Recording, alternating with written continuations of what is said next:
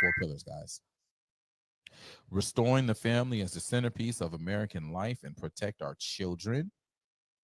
Restoring the family as the centerpiece of American life and protect our children. That's number 1. Number 2, dismantle the administrative state and return self-governance to the American people. 3, defend our nation's sovereignty, borders, and bounty against global threats. And 4, secure our God-given individual rights to live freely, what our Constitution calls the blessings of liberty.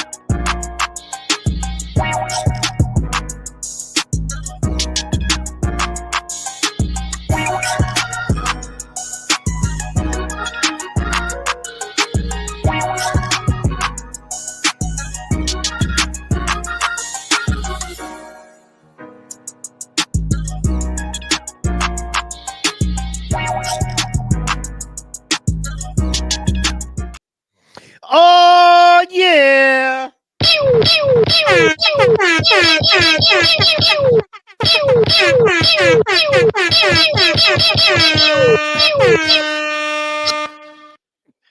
We are live. Welcome. It is Rumble on Rumble number 38. We are getting up there, dog. I am your co-host, FW Mike. I am awesome and I am beautiful. But for you, I'm just your friend. So welcome to my world. And ladies and gentlemen, speaking of good things in this world, including mine, to my right, my partner, the man with the plan, the living legend himself, now getting stalked in all parts of Georgia for doing a good job. Ladies and gentlemen, give it up for DJ Protocol. DJ Protocol. Look at my African American over. I got a whole drop thing I'm doing for you now. Ooh, come on in the room. Protocol is the professor. Yes. And he's got his partner, Fresh Mike. And okay, I'm done. What up, world, man? That's one of my favorite gospel songs right there, boy. Come on in the room. Yes, sir. Come on in. That's yes. it. Heck yeah. And I'm already trying to pull. I'm just so excited to get to it. But first, man, I can say, oh yeah, Pro can sing too. Ugh. Yeah, I got a little. I can fucking act. I just don't want to. Tired of it. You do plenty. You do plenty, sir. I'm not going to tell anybody that I definitely got something like an acting career. I already know. Bro, you know that's the dream, man. We got to do the buddy cop film. You know what I mean? Yeah. You're too old for this shit, and I'm a loose cannon, dude. We'll bring back the Mel Gibson, Danny Glover one. What was that? Lethal Weapon. Lethal Weapon. I want to say Blue Streak, which is wrong, but yeah, because that was one of my favorites because I love Martin. So, but yeah, man, we can bring that shit back all day. Speaking of the law and shit going down, how are you, man? Are you safe in these streets, man? I gotta pull up the stuff. So, but yeah, man, are you safe in these streets? I would listen. I look to my right, and then I look to my left, and I reach under the desk. Yeah, I'm safe, man. I'm good. Yeah, absolutely. Yeah, no, they can't get to you. They got to get through us to get to you, man. You're important. But man, okay, so. For those of you that don't know, man, we'll jump into this one. My man, basically, you are out there. You're doing your job as a journalist. Yes. You're doing your job for the people. For those that don't know, you are an elected official in this city of Savannah, Georgia. Chatham County, Georgia. Chatham County Republican Party. Yeah. Yes. And one of the important things you do is talk to constituents. Mm-hmm. Now, Mhm. something that's been going on for what, 10, 15 years, 20 years now, since, phones and easy camera action, Right. is you go and you record your stuff. So when you go to your board meetings and with your group and you're like, we got to focus on this. Here's a video of my constituents. Or you go, hey, constituents, what you have to say to me is important. I will share it on my socials because I am a representative of the people, which most people forgot about. Mhm. So you're out there just doing your job. Now, I personally know, I'm just setting y'all up, that Pro has spent a fair amount of cash, fair amount of time, fair amount of effort digging in. You know what I mean? To LS in the building. All right, thumbs up. ready, guys? Let's do this. Leroy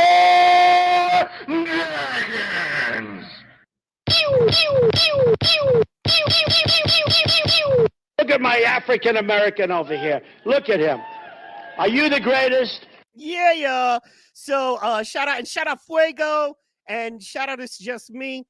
But basically what you've been wanting to do is dig a little more into the people in your town, because as we know, people aren't getting represented properly. They're being hand selected, especially in Georgia. Damn it, Leroy. Big Jack in the building. I love you, brother. I'm gonna give you the applause. Anyway, so you're out there. You've invested time, effort, money, resources into providing a good recording and experience and an ability to speak to the people in your town about how they feel about what's freaking going on. Correct. And how did they repay you? How did your city show you the love? I'm finding it right now. I'm scrolling through to get it. So, but tell us, if you could, while I pull this up, a little bit about your experience getting out there, taking the streets. All right, man. So, for those who I'm pretty sure you guys have seen the viral clips, because she's great at providing us viral clips, right? There's a viral clip right now where she's standing amongst a crowd of people, and she's back to her favorite topic again, y'all. She's back to talking about those damn collard greens in the god dang on tub. She's back at it again, right? So she was in my city. That took place in the city. You could see my least favoriteest person in the world, the milk dud head motherfucker right there. That's the mayor of Savannah, that bald head milk dud, right? Yeah, that motherfucker. He's there. And it's very interesting. Anyway, she was here for a rally. She actually spent 2 days here, believe it or not. She came down Wednesday, fuck traffic up, fuck everything up on Wednesday. And then she came Thursday. And then she, she was still here Thursday, so she came and had her rally on Thursday. And I went out to Market Arena where they held the which, first of all, guys, the rally was secretive as fuck. Okay, like they didn't as far as publicly announced. Okay, so when Trump goes to a rally, Trump tell you, everybody, bitch, I'm gonna be right here. Come holler at your boy. I will see you. I will see you here. Don't meet me there.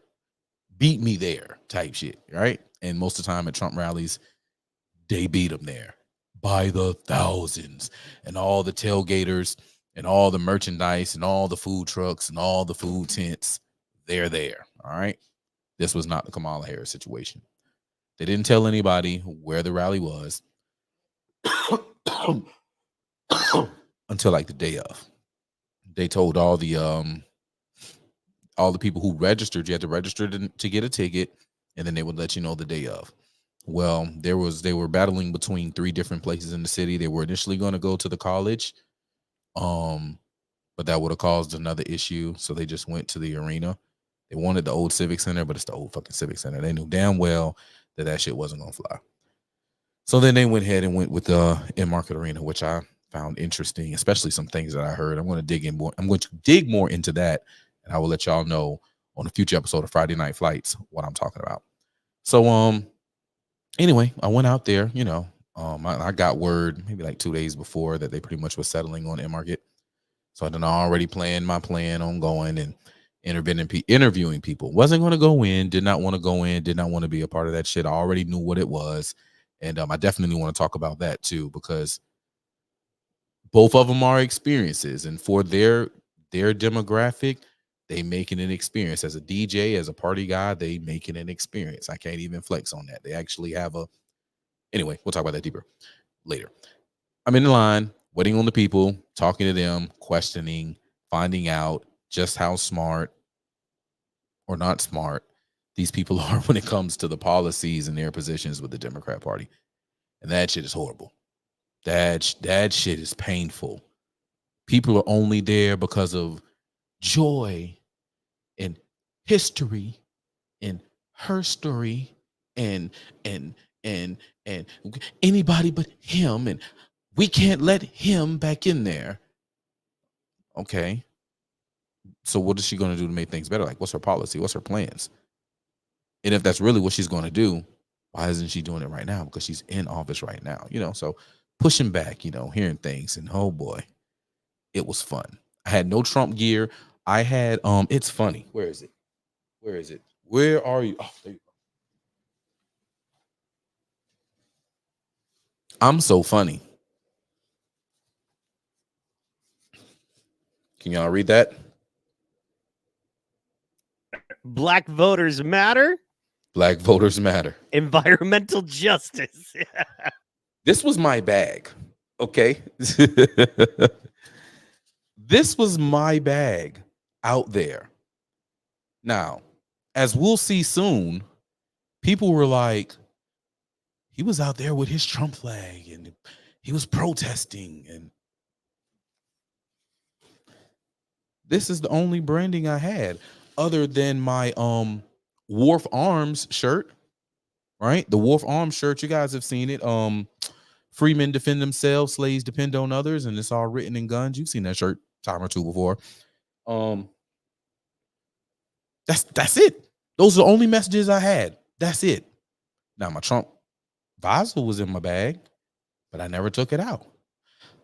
My PB hat was in my bag, but I never took it out. I never took it out. I had my microphone. I had my camera. I had my tripod.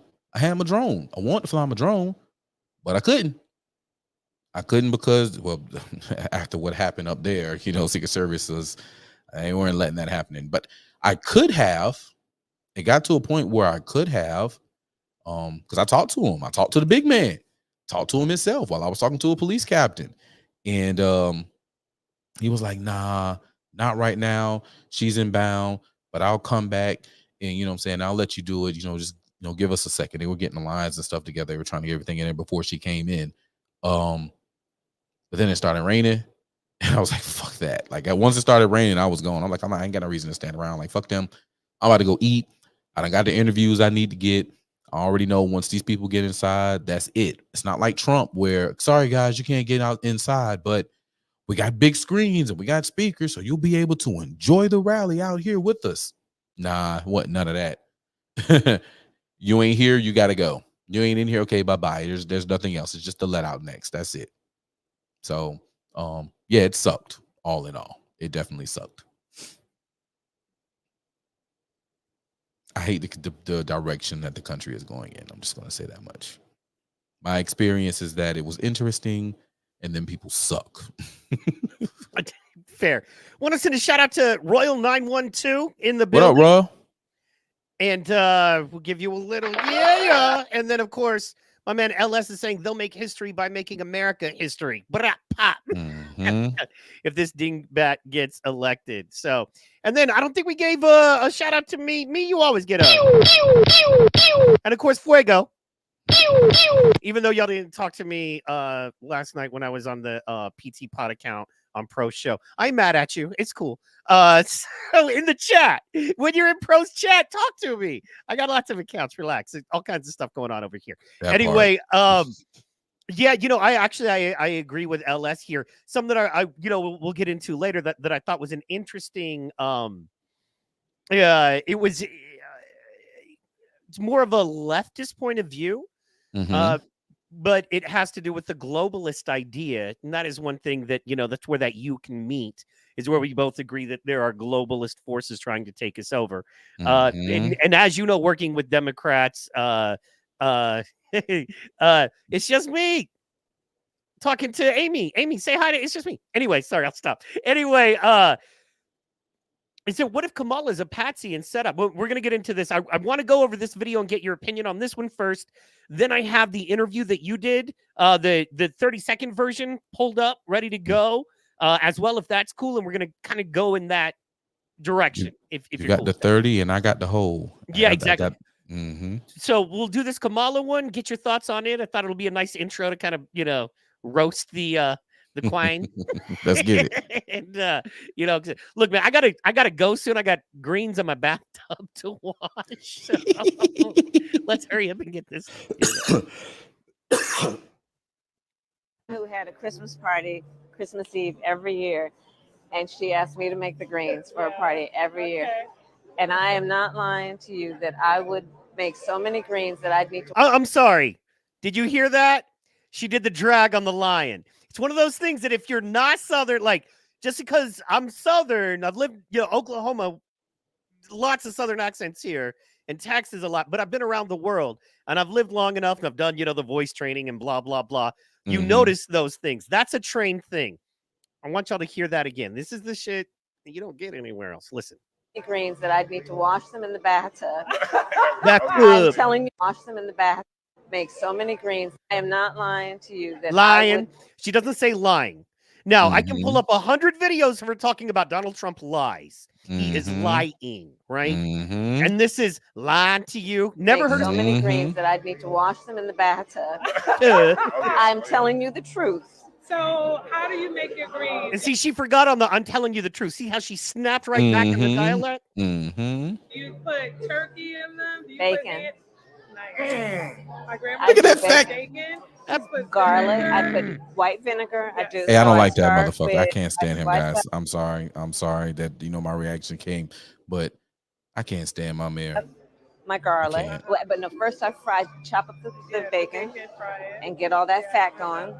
Then I put garlic, some chili peppers, and then a lot of water and a little chicken stock. Say it just like you memorized it. Say it just like you memorized it. And I let it go for a while before I put the greens in.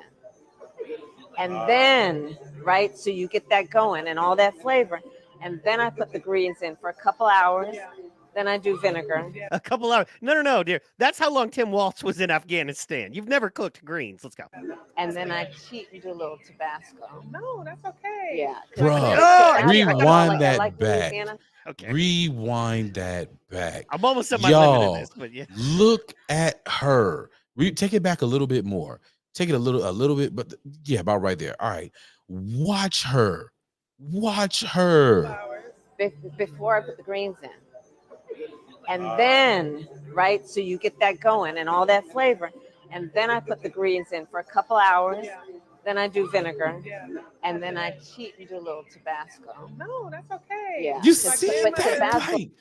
Shawty is, oh my God. Also, okay. Can I behavioral panel this for a second on you? Go ahead, man. Watch I'm it. Okay, so I'm just going to break this down. Guys, I hope you can see this. Right now, if you're just listening, you've got basically a 2-shot of Kamala Harris talking to a voter. Looks like a black woman in her probably, I would say, late 30s, early 40s.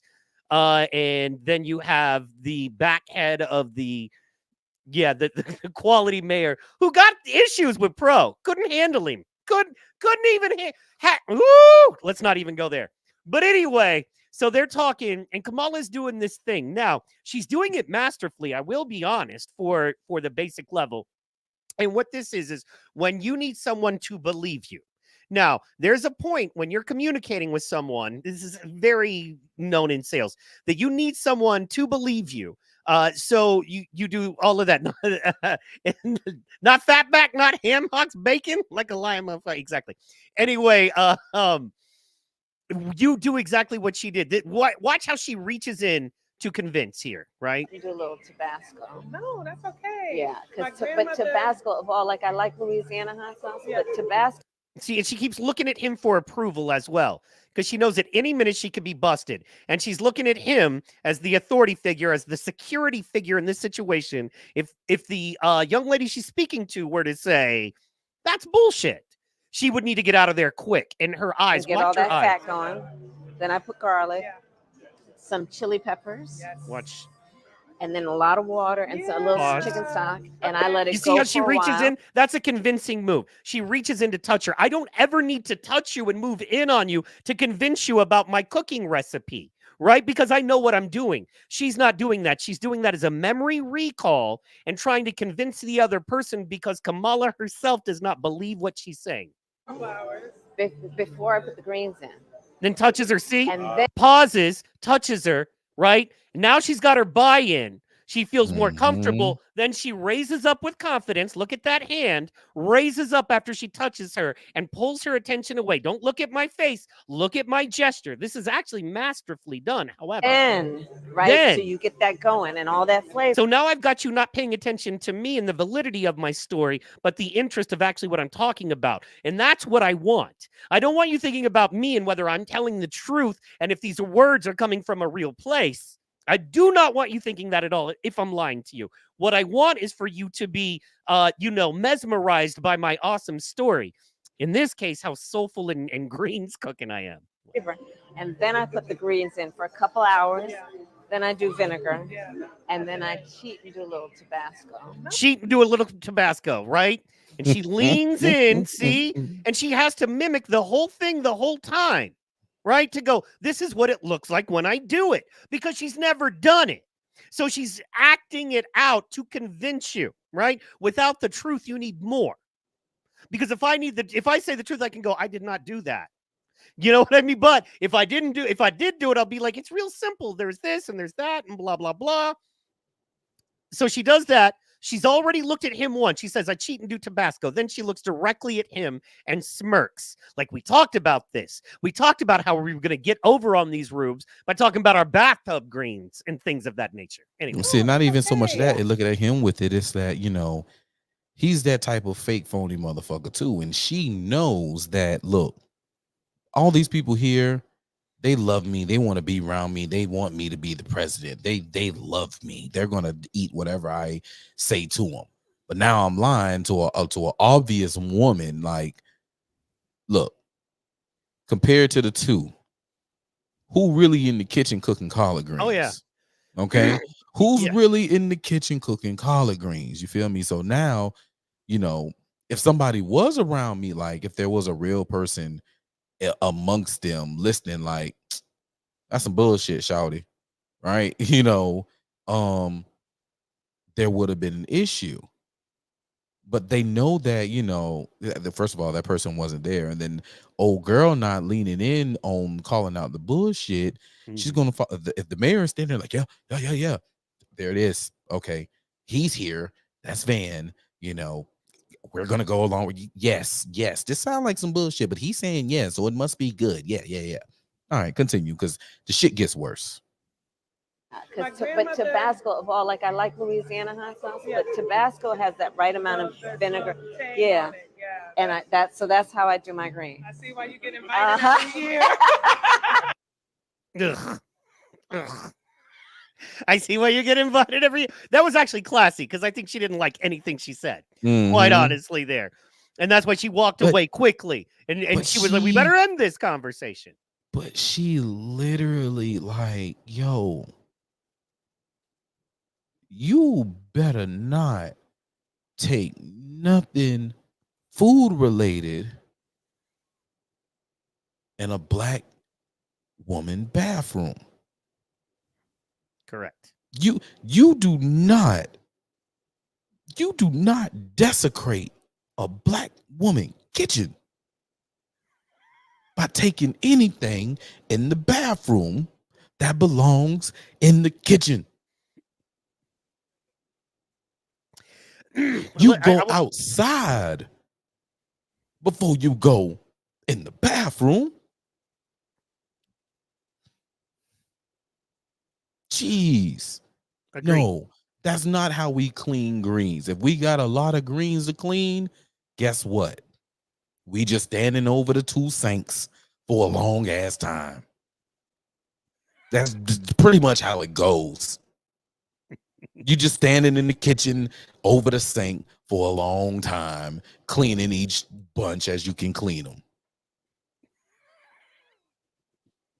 You ain't going no damn bathroom. Get out of Here's- here. Like, okay, so white people may not know this. Black people are way cleaner with their food. Just naturally. It's true story. Like, you Listen, know what I mean? Especially in the up. kitchen. Put the comment up. Put the comment up. Put the comment up. I had my ass worn out with the belt and a wooden spoon if I put food. Yes, me too. And I don't even, you know what I mean? But yes, hood is hood. You know what I mean? Then he killed my ass, and that's a stone cold military man. That's a bad man right there saying that. That's not no pushover.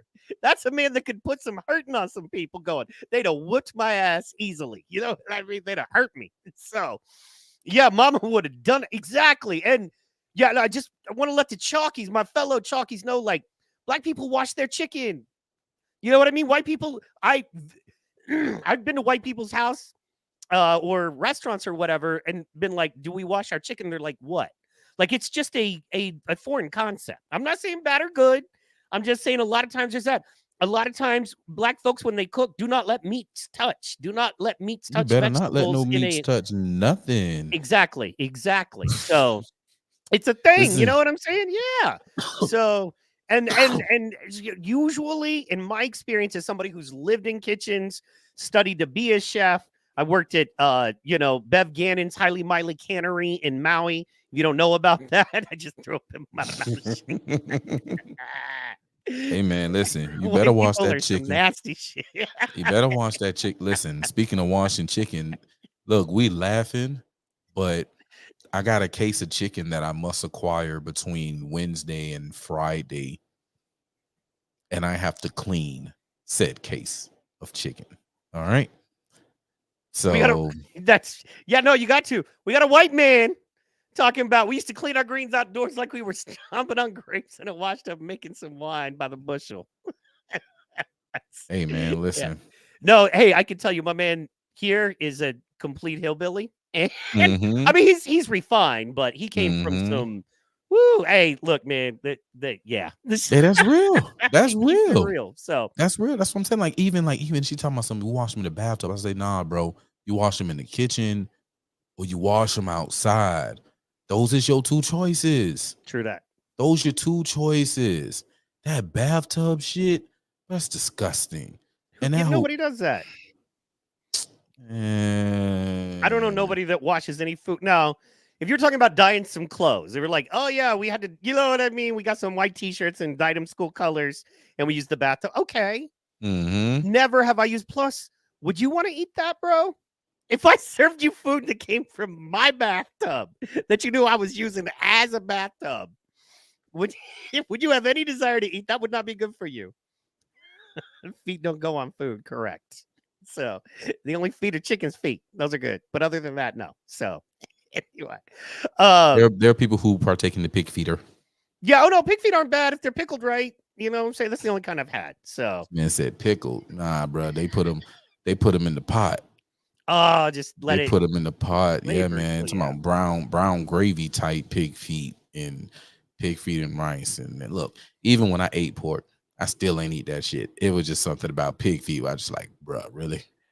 That's how I know I'm not fully like have African roots, is because like I can do chitlins, but I prefer not to. I'm like, not ever. It's tough. They're tough for me. You know what I mean? I'm not. And you can cook them right, but still, there's just my father cooks them perfectly. Yeah. Look, man, my pops does something that I've never like. But hey, listen, 22 years in the military, he was a mess hall sergeant. Like he was a cookie out in there in them wars. He was cookie. Look, man, you learn to feed them. Yeah. All right. Pops used to put goddamn on just enough. Put bleach in his water when he cleaning his chitlins. Yeah. And it don't funk. Like the man will be cooking chitlins and it don't funk. So, but I still ain't. When he's cooking them, I thought you meant like after, because if they sit out for more than like 5 minutes. No. He sits there. He cleans them. He'll put them in this. So you see, so when he cook them, they don't funk. Yeah. When he cook them, they don't funk. I have no reason not to believe you, but I want to experience this because I've never been in part of a situation where it wasn't where they don't real, funk. you know? Yeah, where they don't funk, bruh. Nah, man, this man will cook them and it don't funk. Like, Man, let me damn. get back to this. Let's see here. I'm trying to find. There she is. I got it. I found it. Which one? Oh, that. Yeah, right Mm, here. Hold on. Yeah. Oh, wait. She just checked in there. You know, I'm just gonna pull up that. Please don't tell me it. I gotta scroll back down to it. Damn it. What's her name? I'll send it to you. Yeah. Okey-doke. I had it, and then the problem is when you click on it, if you click back for any reason, it don't go on. Yes, it goes bye-bye. So other than Goes that, what's been night-night. good, man? What's been good with everybody? I hope everybody's week has been great. I feel out of the loop. I hope everybody doing good. Yep. Links coming to you in 5. I'll put it in the private chat for Word. copy like 3, 2, done. Let's go. There we go. There we go.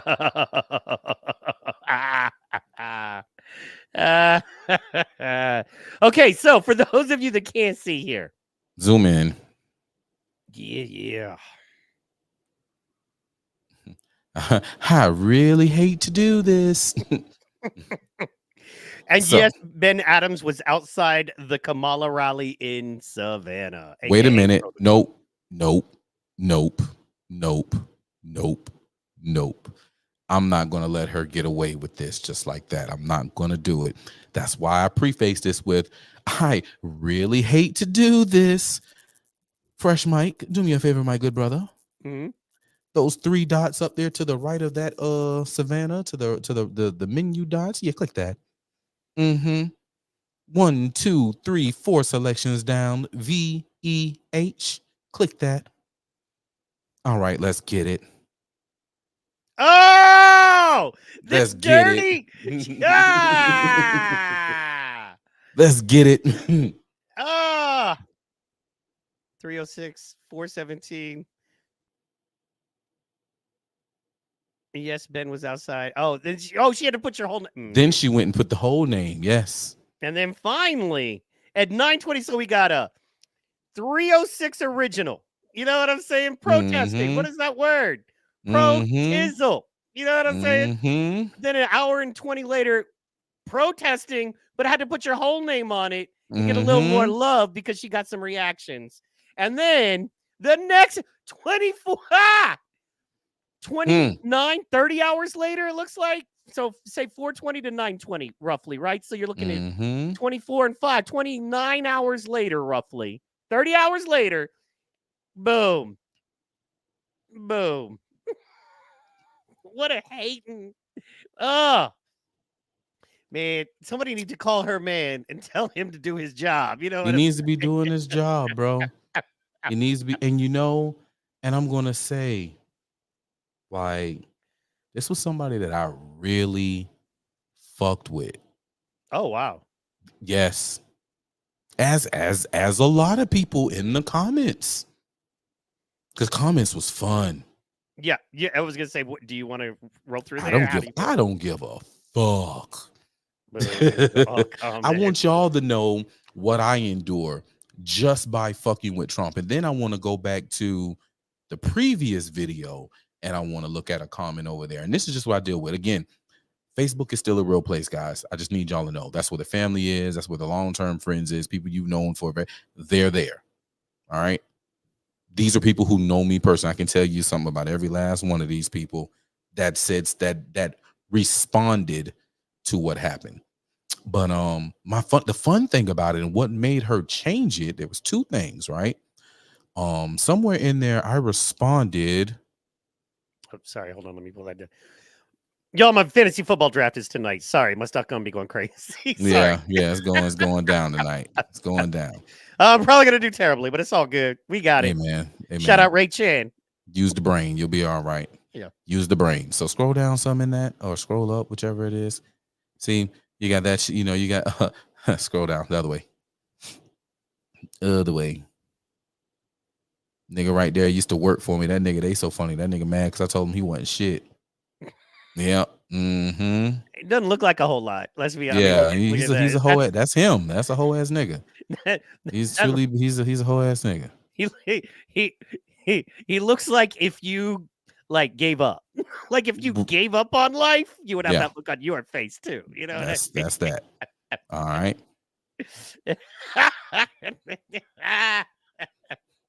Yeah. All right. Straight up tell a nigga, Huck, man, fuck you, bro. You came here with a bunch of hoes to Yep. talk about a nigga who ain't thinking about none of y'all. And if you look at the comments, it's mainly bitches. Only one other dude, my boy Reggie, he came and said that man said he wasn't protesting. Like, you over here doing this shit in secrecy. You really was mad because a nigga fuck with Trump. And all this animosity and shit came about me fucking with Trump. You see what she said right there? Mm-hmm. He had his Trump flag out there. If you're not with us, you against us. Which, first of all, fuck you for that. Secondly, that's not protesting. Because I promise you, every Trump rally you go to, there'll be Planned Parenthood people. There will be people for Harris. There'll be people for whatever that other dude is. Waltz. Anyway, there'll be tons of those people there. So that's BS. And then, man, I just wanted to give you that respect because you just asked simple. Why you lying on me? Like, what was cool about, like I said, you did what we just talked about Kamala doing, right? Because she was not being truthful. You did the opposite of because you were standing in the truth. You know what I mean? Straight up, you did the opposite, which is why you lying on me. You didn't even put punctuation on it. You know what I'm saying? You didn't even need punctuation. Wasn't an exclamation, wasn't a face. You didn't need, wasn't all caps, wasn't no caps. Okay? It was as simple and as basic and as easy and as short and as concise as you could get it, man. So, and then the next one is what really fucked her up. The very next comment. I ain't had no Trump flag. I got 10 bans on anybody who can produce me and a Trump flag outside that arena on yesterday. I did hit the haha on that. Sorry. It's all good. It's all good because look at her comment. I know, because she walked back. I mean, wow. You look know at her comment. Don't trip walking backwards so hard. You might fall on your weed. You know, I mean, calm down, Brittany. You know what I mean? Are you serious? Well, you definitely wasn't out there supporting Democrats. Did she say you were? Did she push back on the flag? No, because she was lying. Were you protesting? Did she push back on that? No, because she was lying on you. Look, you had no Trump flag. You got 10 bans on anybody that can produce a Trump flag in you outside the arena. And it was wide open. You were there. You were putting yourself on video. Other people were. You're well known in your community. You're known nationwide. You know, and you're definitely well known in your community. Very well known in your region. You know, so if you were out there waving a Trump flag, it would have been easy to watch and see. And then she says, well, you definitely wasn't out there supporting Democrats. We know that. Okay. There's a lot of liberal people that don't support Democrats. There's a lot of people. That doesn't mean you're protesting shit. You know what I'm saying? So anyway, that was my take on it. And it's correct, you know, and it's like, I wasn't out there, you know, telling Democrats to go to hell either. No. It's just like, I was just there. I actually was educating people. Me, shouts out to officer to Captain G. I ain't gonna put his whole name out there, but I'm gonna say Captain G. That's the homie. And I was out there, like I said, I talked to Secret Service. Like, I'm standing there, I'm talking to Captain G. He has 2 other officers up under him. They're handling like, hey, y'all enter here, making sure the buses drop off people. Like, I'm standing right there where the buses are coming in and dropping people off and outside the damn arena, talking to the captain, and I'm putting him on facts with Trump policies that he did the first term that he didn't even know about. And he was like, well, why didn't I hear about this?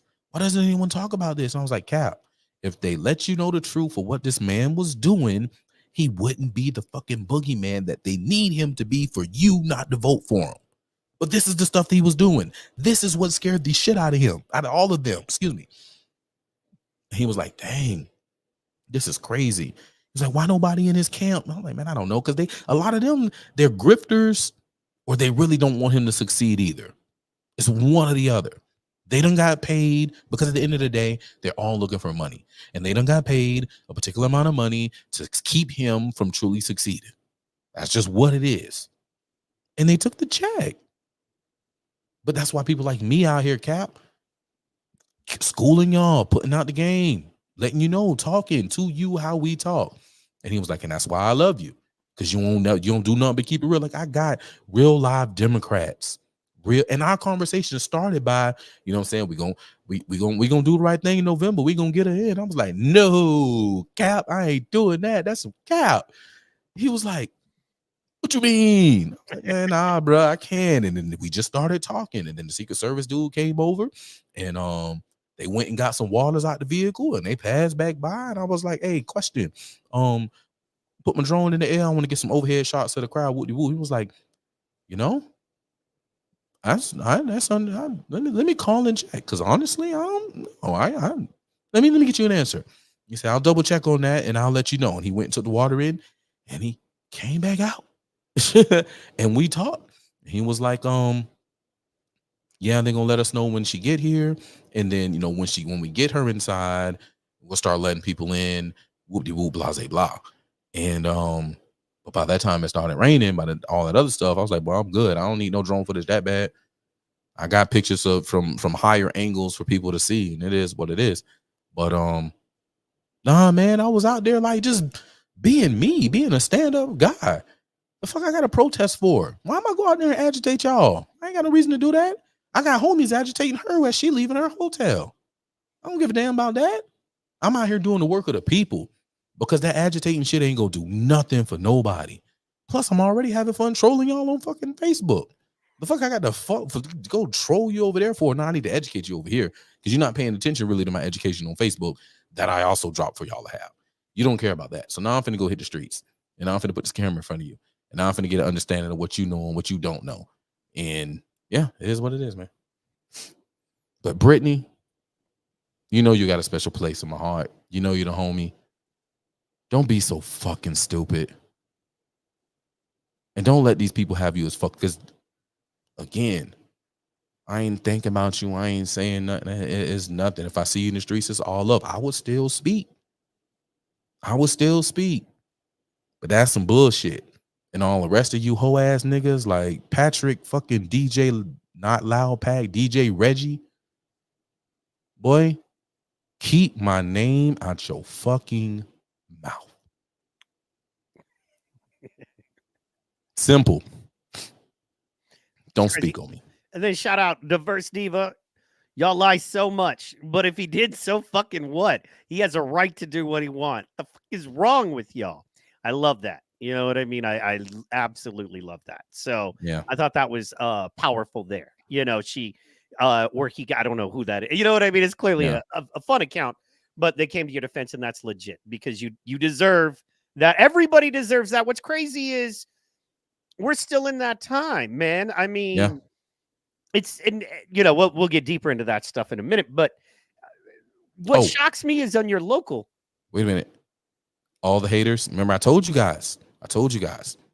Everybody who's against Trump, everybody who talks down on Trump supporters, particularly in the black community, they're all college Negroids. Okay? All college Negroids. Every last one of them that I can go point to that had something to say, to include Brit, college, Boule, Greek, Negroids.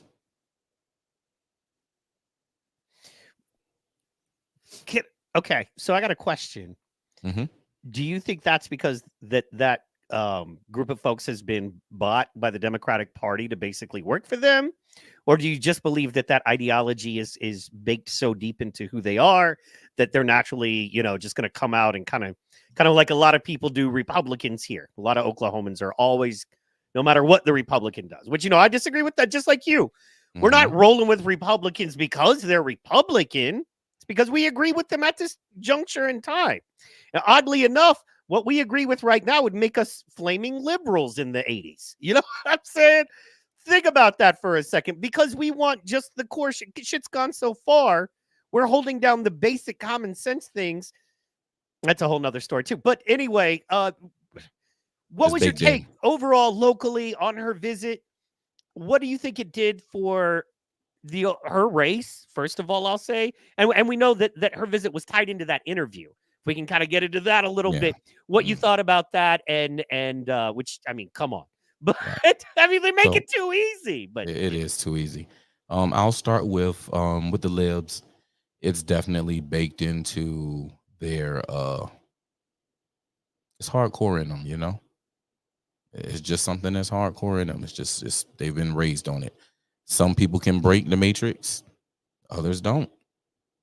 You know, and they're honestly just a bunch of Agent Smiths. You feel me? They're just moving every day, and it's just as soon as something happens to where it's triggered and that MK Ultra comes on, they get the tweaking and the bleaking, and then here they come attacking you. You know, so fuck them. As far as Kamala's visit overall to the campaign, I don't think so. I'll put it this way, and I mentioned this about earlier, how the rallies, you know what I'm saying, how they make them experiences. Like they're both fun in their own particular way, right? So they both have a bunch of people. They both have signs inside. They're all people who are there for the most part for the same reason. They have a common agenda. There's music playing. They're having fun, all right? Kamala hires an actual DJ, one of my bros, one of my very close friends. I could probably call him during the show right now and he'd pick up the phone and we'd have a whole love conversation. Right. He DJ'd it. He was the top DJ in the city at one point. I mean, he technically still is, but he's not on the radio here no more. He moved to Carolina on radio. So, but he was the DJ. And it was an experience. Like, look, that motherfucker rocked that bitch. It was a party. You feel me? They gave their people an experience. So when you have the people who are on social media, when you have him even on social media, having cuts, showing him DJing for it, you know, the cameras move in particular ways, like it looks good for the campaign as far as party people is concerned. As far as putting visuals out, it does look aesthetically good. But there's no substance behind it, right? You get overshadowed to where when it comes to her and her substance of it all, right? Oh, damn. This bitch talking about cooking collard greens in the tub. Oh, damn. This bitch drew out line. This bitch drew out Fran. There was another video where she did it again when she was on stage and she was like, and Fran, when we win and like, it was like, oh, wow. Like you really trying it. Like it was those things that fall short that people are going to look at and be like, oh, okay. It's the fact that, hey, she had 7,000. It looked like a pack arena, but it's only 7,000 people. The way that it was configured, it was only 7,000 people and no overflow. No overflow. Wasn't party in the parking lot. That's the one thing that's fun about the Trump rallies is it reminds you of those old concerts where like there's people selling T-shirts and cooking in the parking lot. You know, it was a party. Let me see something. There was something that happened there that would not happen at a Trump rally. All right. The parking lot of the arena was actually used for cars as a parking lot. Like that doesn't happen at a Trump rally, guys. Oh, that parking lot is legit guardrails and stuff for people to stand and wait. That's just the parking lot. And then when you get to the staging area in front of the arena, that is also people and rails for people to be guided to. Screens, speakers. They're running things during the course of the event while you're waiting to get inside. And then when you can't get inside because it's clearly that much people, do you know what they say?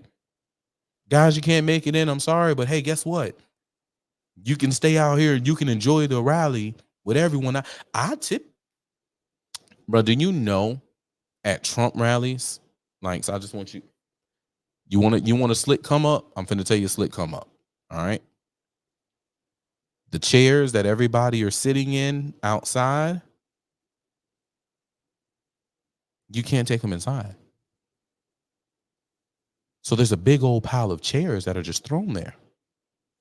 And a lot of people just walk off and leave the chairs.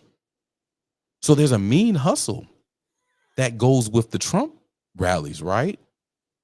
There's a dude in a trailer renting out chairs. Brilliant. Chairs that he's bought from the store, chairs that he's recouped from out there. Because again, with all them chairs there at the end, and all of them going in the dumpster. Nobody claims them; they're going in the dumpster. Most people just walk off and don't claim them, and it's literally a free for all. I live a little bit in the festival world, and then to me, it's the same. I mean, that's what it is. There are entire little industries based on post-festival activity, and from scrap metal to chair sale, you name it.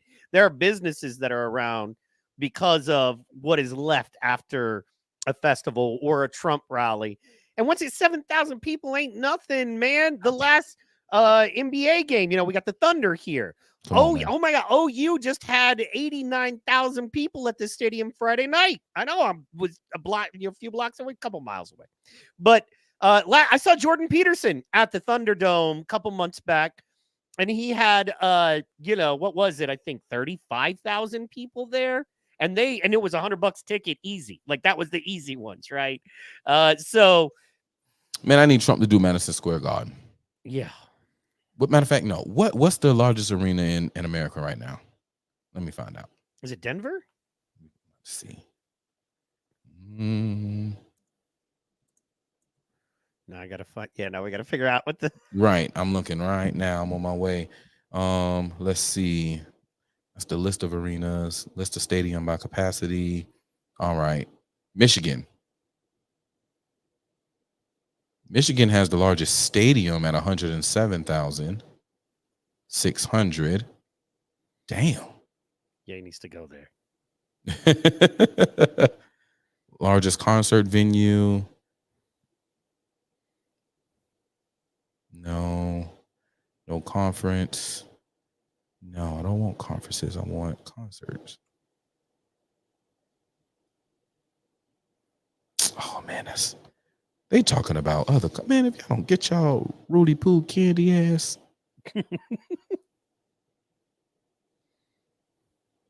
Greensboro Coliseum has 20,000 plus.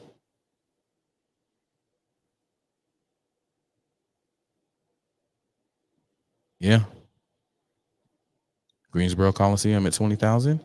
Well, how much does Madison Square Garden hold? Madison isn't huge. It's just what it is. Mm-hmm. It's just, the most known name, I guess. Yeah, it's that spot, man. Mm-hmm. Okay, Madison Square Garden is 20,000. Yep. Stadium has 20,000 and basketball game has 19,008. So we already know Trump can blow those numbers through the park. I mean, look at J6. There we go. Yeah. Easy over 1 million people. And that's easy. They keep saying that it wasn't. Man. I remember when it happened. That's one of those I don't want to fight on, but because we got to pick our. In my opinion, that's a battle to pick, and it's like, okay, maybe not then, but we will have 1 million this time, and that's another thing, man. Okay, so they're attacking Trump for Arlington, and that's something I wanted to kind of talk about a little bit because this is the side. This is the Matrix. I'm watching the thing. Okay, this is the psyop in the Matrix. Definitely, need your wisdom on it. But so everybody supposedly met first. For those of you that don't know, Trump went to Arlington National Cemetery for a memorial for the fallen soldiers during the botched Afghanistan exit that Biden called and had done, and Kamala Harris as well. So, and supposedly she was in the room. Remember the whole thing? She was watching the videos of it and all that. So just like Tampon Tim's wife smelt the tires burning. I could hear the heads getting bashed in the it's like what? What are you doing? These are the people you want as your leaders, but regardless of that, back to the thing. So Trump arrived. Now, Kamala, Biden, and Trump were all invited to pay respects to these fallen soldiers. The only one that showed up was Trump. Kamala, her office is less than 20 minutes away. You can maps it. I broke that down. So in doing research for the show, she just chose, to not show. She had better things to do with her time. Now, supposedly the Army and Trump's team got into an issue of where to take pictures. Now, Tulsi has come out. Tulsi, an Army medic veteran herself, combat field veteran, literally dropping out of helicopters to take wounded people and load them. That's Tulsi Gabbard. She said, no, these fallen soldiers' families asked for these pictures. Now, it doesn't matter whether you're running for office. It doesn't matter whether you're Captain America. It doesn't matter whether you're freaking Indiana Jones. It doesn't matter what's going on. If you are invited by a family of a fallen soldier to Arlington and they ask to take a picture with you, you say yes to them. You just do. You don't be a jerk about it. And it's totally legal if they say you can share this. There's nothing wrong with that. So them getting mad at that and getting in a huff over that is one thing. And okay, we can blah, blah, blah that. It's a tiny thing in the grander scheme of things. And hey, we do it on our side too. Don't get me wrong. I have issue with the tampon tin thing. The big thing today is when were you in Afghanistan? And he said when I was in Afghanistan, and he was there for like 3 or 4 days and he never actually saw combat there. Okay, that is nitpicking. There is enough big shit they're doing wrong right in front of our face that that's not what we don't play their game. We go, what about the 500,000 dead people right now in the same country that Joe Biden said you don't get money unless you suspend an investigation against a corrupt prosecutor so my son can continue to do criminal activity in said country. Oh, also the country that Pfizer is doing gain-of-function research in somehow has lost hundreds of thousands of people that we keep pumping money into. That's enough. I don't need to, you know what I mean? That's plenty for me to want to change my vote. However, moving on, this is what they do. This is Matrix in real time because what they're doing is getting us caught up in Trump going to a grave and taking the wrong pictures. But why was he there? Because Biden basically had soldiers murdered. The blood of innocent soldiers is on Joe Biden's hands. Yet somehow all I'm hearing now, and it's a brilliant psyop, Trump bad for this. Somehow Trump bad for this. And that's what they're doing. And guys, don't let him do it. Whether he took pictures or didn't. If that was the worst thing, okay. If there were no dead soldiers due to Biden, he wouldn't have been there in the first place. If Biden would have done his job and done his job properly, we wouldn't be having this conversation. And if Kamala had given a crap and shown up and cared about those soldiers, she could have gotten the pictures too. So don't do the thing where you're like, I'm not playing your game, yet I'm mad when you win the prizes. That's how I see that. I see there's a much bigger thing we should redirect the focus on and go from there. And he was completely justified in what he did. The families themselves have come out and said that, blew up her Twitter. The Trump campaign has said that, and Tulsi said that now. So what more do you need, right? So that's what I'm looking at. Man, all that whole situation was some bullshit, bro. From the start, where there was like, oh, we stopped his camera people from coming in because there's no filming at Arlington Cemetery, right? This is what they put out initially, guys. And it's like, wait a minute. He's literally a former president. I'm pretty sure that along with security, Secret Service, there's a presidential photographer along with him. Like, fuck the fact that he's running for office again. It's the fact he's a former president, and I'm pretty sure that he has someone journaling the rest of his fucking life. Let alone the fact that he's a former president who's running for president again. I'm just saying. I'm just saying. So what are we talking about here? And then we got Joe Biden, who has an ad which features Arlington Cemetery?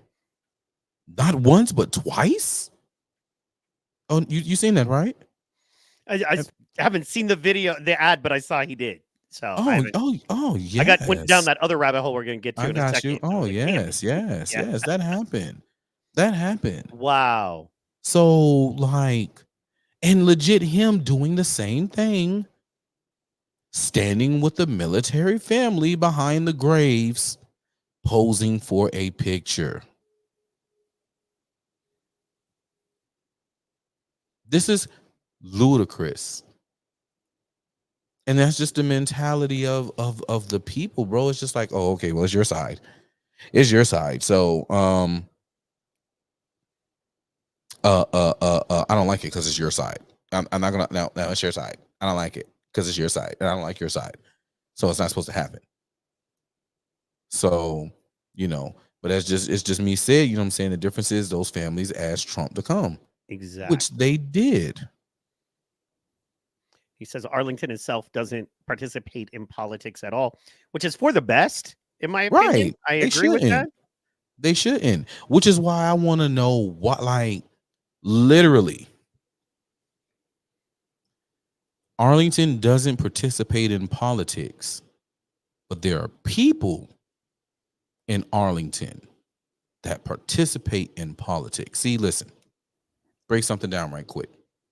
This is the reason why someone even came to mind with the Project 2025 and told you to submit your resume so that you could then be chosen to go in particular places and work, because these places need to be like, this is Drain the Swamp right here. Okay. There are political people that work in these offices that will do things against their political opponents. Okay. Who stopped Trump, the president, and said, no, your camera's not allowed here? When obviously there's plenty of cameras allowed there, because how were we able to see Trump walk the reefs back if there wasn't cameras?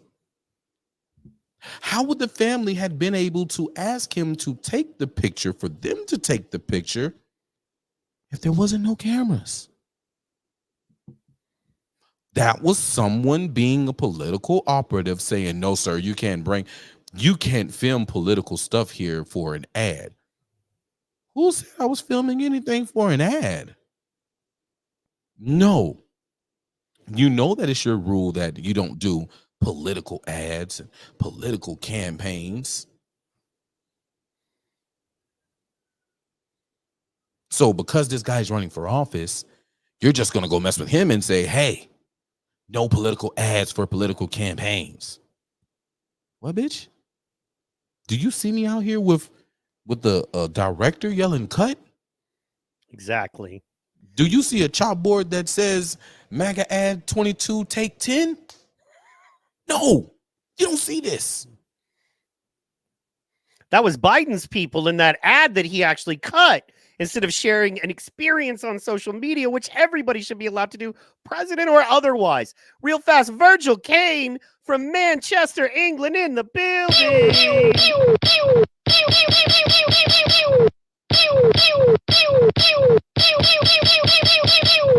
Shout out to England in the building. Shout out to your boy Tommy Robinson out there. We hope he's holding it down. We hope you're doing good, Virgil. Thank you so much for tuning in. Well, we international, boy. Yeah. International. I do love England. Hey, the best UFC heavyweight in the world right now, Tom Aspinall from England. One of the best UFC boxers and fighters. Just one of those dudes that gets all the love and respect. Michael Bisping, now the commentator. He's the British voice you hear.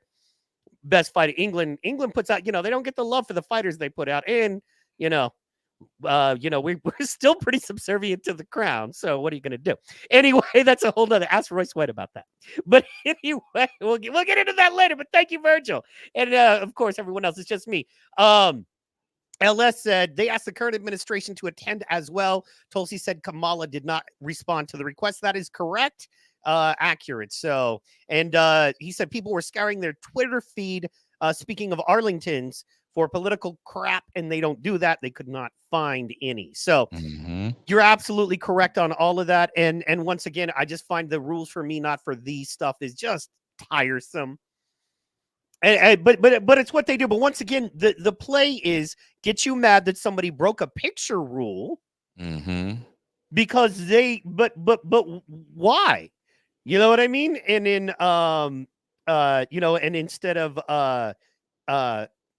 sorry, my man Virgil's talking. But anyway, so the issue there is that instead of talking about, well, these soldiers were fallen because one of the most disgraceful military exercises ever in the history of the U.S. that killed our soldiers and innocent people and the people we left behind that were working with us, and we left behind the number 2 largest cast of U.S. Now we ship our weapons all over the world. Most of a big chunk of our economy is based on us exporting our weapons. Yet somehow, for free, Afghanistan has the 2nd largest cast of U.S. military equipment on the planet now. Wow, that is crazy. You know what I mean? That is Tommy Gallagher, dad of Nolan Liam Gallagher from Manchester, England, band Oasis next to me. Great guy. Know him all my... That is awesome. Virgil, not to get too far off, but can you confirm or deny the fact that Oasis looks like they're... Google, I absolutely will. It looks like Oasis is doing a reunion. So, you know what I mean? Always been a Noel fan. Noel, great guitarist, great songwriter. Liam, he's, what are you going to do? We'll get off of that. All right, Virgil, thank you for tuning in. So the issue there is that we don't focus on the issues. Once again, it's always about Trump's bad behavior. Every liberal I seem to fight with is Trump's a liar, Joe Rogan's a liar, these people are bad. Oh, okay, maybe. Everybody's done something bad. So, okay, maybe you're wrong, and maybe you're believing lies. But once again, let's get to policy. What are the big policies that Kamala has come out with? You know what I mean? They are, hell yeah, pew, pew, pew, pew. I can say we got confirmation here. Boom. Oasis reunion. So if you're my age, that means that.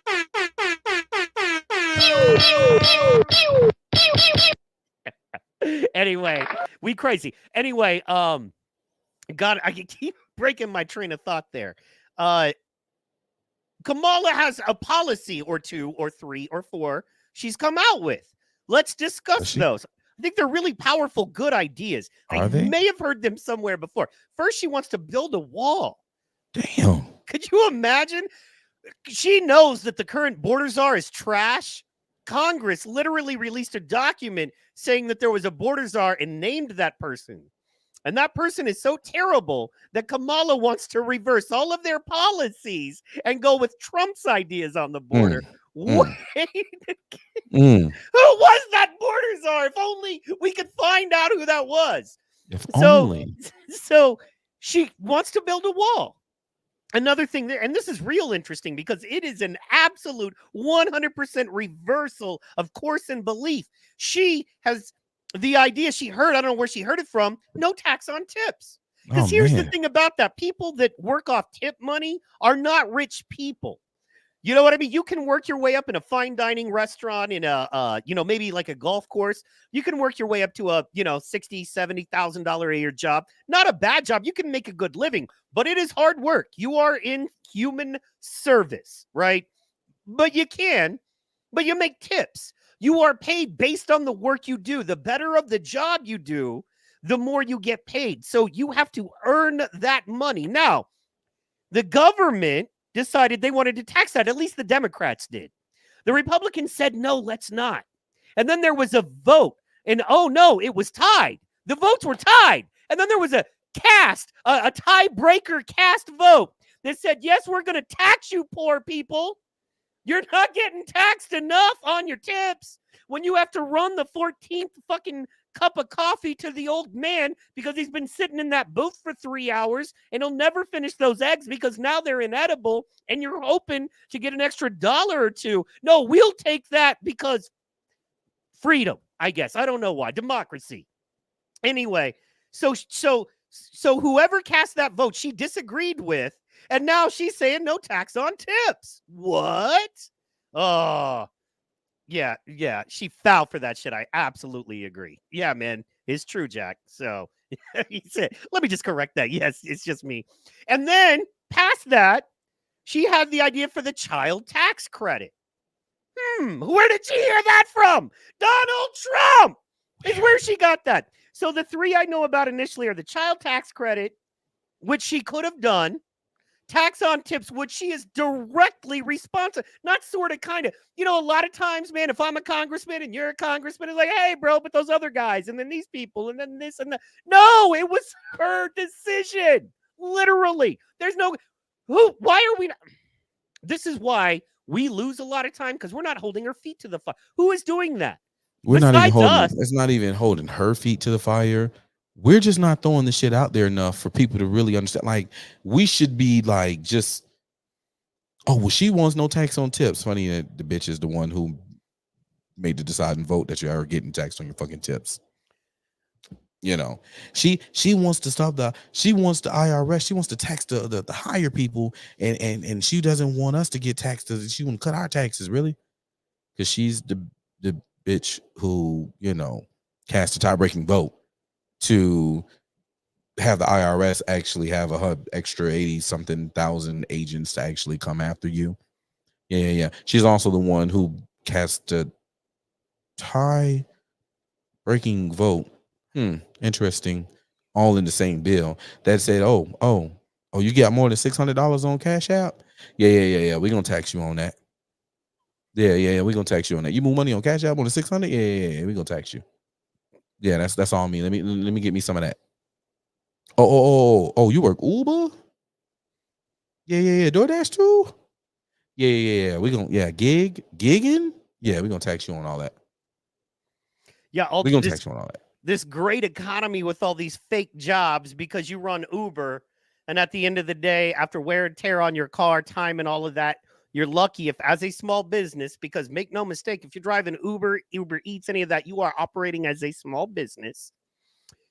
There's a point where it almost costs you more. You may make $20 at the end of the day after everything is said and done. So, so the idea there, that's the jobs they're saying they create. So no, thank you.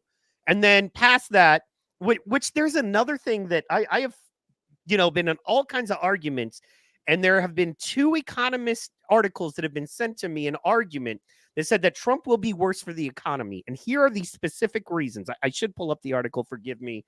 Had a lot going on. Anyway, you know, highly offensive. But anyway, they say that the economy is going to be worse because he's going to deport people, which will create more jobs and higher paying jobs. So it's going to be a worse economy for the higher ups. Literally, if Trump gets in, he's helping the poor people, doing the opposite of what they say. However, the economy will be more stable if Kamala wins because she's not going to deport anybody or create any new jobs. Literally, that's what they're telling you. Just like they're telling you she did a great job on her CNN interview. They're like, don't believe your lying eyes, guys. Just look at the numbers. Look at the stuff here. Every good thing that she's literally running the Trump program, running Trump plays now because she knows she has nothing. And if you hate Trump and his policies are so bad, why are you copying them? Well, she's not, but see, that's the thing, because she's not copying them. She's not copying them. She's doing the same thing with no tax on tips that she did with cooking collard greens. That's true. That's true. I'm going to recite all these things that I heard that I was told would work if I said it. And now I'm just regurgitating them back out here to you. She's literally running for 5th grade class president. And she's giving everybody ice cream for breakfast, pizza for lunch, and the vending machines will never be empty and be free to everyone. It's literally what she's doing. It's true. So what we have to do is we have to reach and appeal to the logical people. Educate them on the policy and the moves. Show them, listen, Kamala's saying she will do this. She's there right now, and none of it happened. Trump told you we're going to go back to doing this. Energy independent. creating more jobs, bringing manufacturing back over to America. He was doing it, and it was interrupted by Biden and them. And now she's saying that she'll fix it. Well, bitch, you wouldn't have to fix it if you would have left it like it was. You're already fixing it by destroying it. You are repairman, man. You're destroying everything you claim you're going to fix. That's true. We got to get the smart people, the ones who really, really pay attention to reason. And from there, you get what need to be done. I don't give a damn about your feelings about, oh, he's so mean. Oh, he don't know how to talk to people. Oh, I don't like the way he talks to reporters. Well, maybe reporters shouldn't be such bitches. Yes. Maybe they should really just focus on the true. You shouldn't be, well, Mr. Trump, you had ice cream today. Why did you have 4 scoops of ice cream while everybody else only had 1? Exactly. That shit is so garbage. That shit is so garbage. Trump can say, you know, guys, I went and I walked to the door the other day and I saw about 4 or 5 people standing on the other side of the street as I looked through the door window. And I thought about going out to speak. But then I heard my phone ring and Melania, she called me from across the from around the corner. So I didn't walk out the door again. I went back to see what my wife wanted and why my phone was ringing. And the news will create the story. Trump looked outside, saw 5 black people standing out across the street and decided not to walk out because he's racist. Literally will be the story. And you will fall for it. Don't believe me? Look what happened with the very fine people on both sides. Clearly described both sides. And what the argument was that even had a side assigned to them. Hey, this statue, we have a problem. Should it stay or should it go? And you got the people who are saying, yo, this shit needs to stay. And then you got people saying, no, this shit needs to go. And there were very nice people who were just saying, there's historians, nice people, probably work in the Smithsonian Museum or something. And they're probably saying, you know, this statue, this is history, and this needs to stay up. And then you got other people, good people, historians, who are like, yeah, I hear you, but that's a Confederate statue. And last time I checked in history, the Confederate States of America was not the United States of America. The actual people who seceded from the United States of America, they actually like separated and honestly became enemies to the United States of America, which was the Union, by the way. So since they were the other side of the fight, yeah, we need to go ahead and take their statues down. Yeah, we don't need them. You know, like the statues we had of the crown in the original colonies and the signs and stuff, the banners that we had of the crown. Remember when we tore them down and we burned them and said, get the hell out of here because we're now the United States? Yeah. This is still the United States. They're not the Confederates. They shit comes down. Nice people on both sides with good arguments on both sides. And not the neo-Nazis or the KKK white supremacists, because they should be disavowed totally. But you had great people on both sides. Trump says that the KKK and white supremacists were very fine people. No, he actually said fuck them. But you didn't know that. So when you out here and you're saying what you're saying and you're doing the work of the people and the media isn't giving you a fair shake out here in these streets, They're lying. They're cheating. They're pulling all types of bullshit off on you. They're twisting your words. They're painting you as a horrible person. Every time you walk out, somebody wants to spit at you or call you names, and you're just doing your job. You motherfucking right, you're going to get belligerent, and you're going to seem like a bully, because I'm bullying for my name at this point, because y'all bullying me. Virgil, I don't know how long you've been in here, but I'm a good man. I work my ass off. I do shit for the betterment of my community. And just the other day, just the other day, as a media personality that sits before you, that owns an internet radio station, do 2 podcasts, this guy went outside an arena for a Kamala rally, interviewed some people, very nice, cool, calm, collected. I'm just out there. Some stinking ass broad that I know personally gets out here and defames my name and lies. Says that I'm outside the rally protesting and waving a Trump flag. It's a fucking total lie. But there's people who are reading it and believing it. And I'm doing nothing of the sort. I understand why Trump is a bully and belligerent. Because ain't nobody standing up for him better than he gonna stand up for himself. Y'all got to stop with that pussy shit. You seem like a great man. My boy knows you. But don't be out here on that whole shit. We men around here.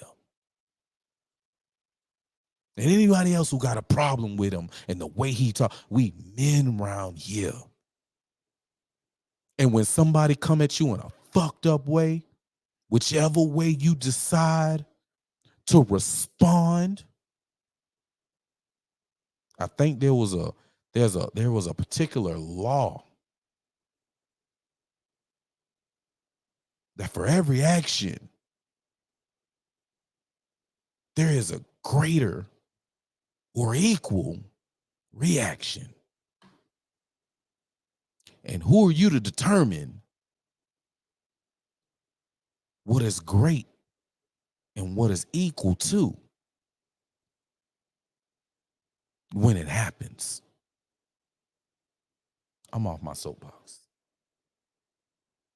And that is fair. You're not only accurate, the problem with people overseas is that they don't get the honest truth from the United States in the same way that I don't watch all BBC news. I watch some BBC news. Mm-hmm. There are people that I think are very important to listen to out of there that the BBC is shut down. In the same way that people I think are very important to listen to in the United States, the mainstream media has also shut down, right? How often do you see Joe Rogan on CNN or MSNBC? You don't. You don't. But you know what? Kamala Harris and you know what? Joe Rogan and Tim Pool, other than being very successful podcasters, have in common. They are both have been cease and desisted to the Kamala Harris campaign for deceptively editing videos, taking things they've said, taking them out of context. And it's real easy in the podcast world. You have hours and hours a day. I think it's so funny when people don't know you or don't know me, right? All you have to do is cruise through my channel, and there are hours upon hours of data to chunk. Whether I'm watching slap fights like we did, earlier in the year, the beginning of the year, hanging out, talking smack, getting deep into this stuff, maybe arguing back and forth because, not that we disagree on a topic, but we disagree on the way to approach the topic, right? Things of that nature. There's all kinds of stuff like that. And it drives me crazy, man, because we have all the data chunked on us. So before you come in here, make sure you know who you're talking to. You know what I'm saying? Make sure you know who you're talking to, what we're talking about and why. And have you done the research? Have you looked these people up? We'll give you names. You know what I mean? We talk about the folks here. We deal with, in fact, we're about to go very deep into something here. Now, are you accurate in that Trump might be a narcissistic personality? I think there is not one person in American politics on the presidential level that doesn't look. I'm a retired professional stand-up comedian, okay? I showed up to places and said, "Everybody pay me money to stand on a stage and talk. Give me money because I'm that important," right? So that's narcissistic at its base. It doesn't make it evil, especially if you keep it in check and you know what it is and you're happy to be there. But that is so far from being an evil puppet tool of the deep state meant specifically to first take down the people you say you represent, and then past that, take down people that are opposed to you in any way, shape, or form. Okay? Kamala is a straight up Judas. Now, here's the thing I kind of wanted to get into, and that is Kamala a patsy? We talked about this a little bit, and I find it interesting. And that is that we're just going to keep it rolling. Everything is set up to kind of fail. As we know, they've been propping up the numbers. What's funny is the real numbers come out, everything drops, and then this infusion of cash gets pumped in and everything maintains. The people, if you understand how the stock market works. So we keep pumping it, but the housing is falling. The interest rates keep going up while the amount of money you make stays the same, stagnates, or goes lower. The opportunities and jobs clearly are shrinking. Clearly, that's what the market has been turning on, is the jobs market. And we went over, if you paid attention a few weeks back, we went over how it's a fake number anyway and so easy to manipulate. They get that number from making calls, and they don't even ask the people, are you employed or unemployed, right? So they're not even pulling all these numbers, because after 2 years, you fall off the unemployment rolls and you are no longer counted as an in the labor force, whether you'd like to work or not. So we know all of this is fake. So we know in the next couple of years, there will be a crash coming. There is a crash coming. Believe that. How bad of a crash? I personally believe that depends on who we put in office. Because one guy knows there's a crash coming, is going to do everything he can to help us because he is a business-minded person. And the other person comes in and is the patsy. She's going to be the setup. She's going to be the one. And it's like, we'll blame Trump somehow. And we'll blame the fact that she didn't get a proper campaign cycle. She didn't get the support she needed because all of that was going to Biden. So she wasn't able to take care of it. In the same way that we knew Biden was trash for 2 years. And it wasn't until that debate that everybody else was like, whoa, Biden's not with it. The economy is set up for a crash. They set it up for Trump. But if they can keep power and still run and manage the crash, they're going to do that. And all they need is the 4 more years. Because then if we're so low and we're begging, or they can suspend elections next time around and put in who they want, then they get the census. Then they get all of the electoral college votes because of the illegals that will not be deported. And then it's one party rule for the rest of our lives. It is the same thing as the soft coup that we're in right now, only on the national scale versus just the White House scale. So with that in mind, do you think that she may be being set up by the powers that be? Because we know she's not running shit. Whoever's running the shit behind her, I keep hearing Obama's. What do you think? I think it's the Clintons. The Clintons. Okay. I don't think it's the Obamas. I believe that the Obamas got the same thing happened to Obamas that happened with Trump. Right? Mm-hmm. The Obamas kind of got pushed into supporting Kamala. Right. Trump got pushed into a debate that allowed them to remove Biden. I think Trump should have been smart and said, fuck debating you, Biden. Holla at me in late August, early September, after both of us done had our conventions.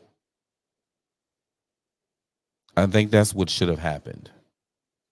Agreed. Then they would have been stuck with Biden. but he did it early, and they were able to pull their little cheat, their non-democratic cheat of swapping out Biden for Kamala. So I think, she was there. The Clintons really, they can't stand the Obamas. There's a strong beef between the Clintons and the Obamas. Correct. I think they went ahead and pushed up. I think there's a situation with Biden and the Obamas. We already know that, it is fact that Obama made the statement, never underestimate Joe's ability to fuck something up. That is word from Obama, B. Agreed. Okay, so I thought that she was maybe the Obama's pick and the Clintons wanted to keep him in. No. Everybody knew he had to go. Somebody else had to go up there. If you remember, everybody else, it took Obama a whole week, and then they came out with that fake ass video. Took him a week, maybe 2 weeks. Yep. And then they came out with that fake ass video of, hey, we endorse her. Nah, man. Fuck that. Fuck that. That man did not want to do that. He really wanted to go to the convention. His very first statement after Biden stepped down and he endorsed Kamala, he was like, the powers of the party need to come together and come up with some type of way, some innovative way that we can get the strongest person and put them up, in that position. This was Obama's words. I'm not making this up. He said that when everybody else was go Kamala, he was like, nah, bitch, we need a process so we can do this the right way. Because he had in mind someone else. Brokered convention was the term used a lot. Convention. Yeah. Yep. Brokered convention. But then the Clintons came out and all these other people started coming out, and then it was black woman, it's her time, and it was like, oh fuck. Obama and them got pushed into a corner. Fuck. We gotta back this bitch. I don't want this bitch. This bitch is dumb. Can't do shit with this hoe. Can't do nothing with her. She ain't got it. Fuck. That's how he was feeling. Yep. So, but she is the setup, regardless of the fact it's going to crash out. And they want it to crash out. They really want this country to go under so they can put in something new. I agree. That's just what it is.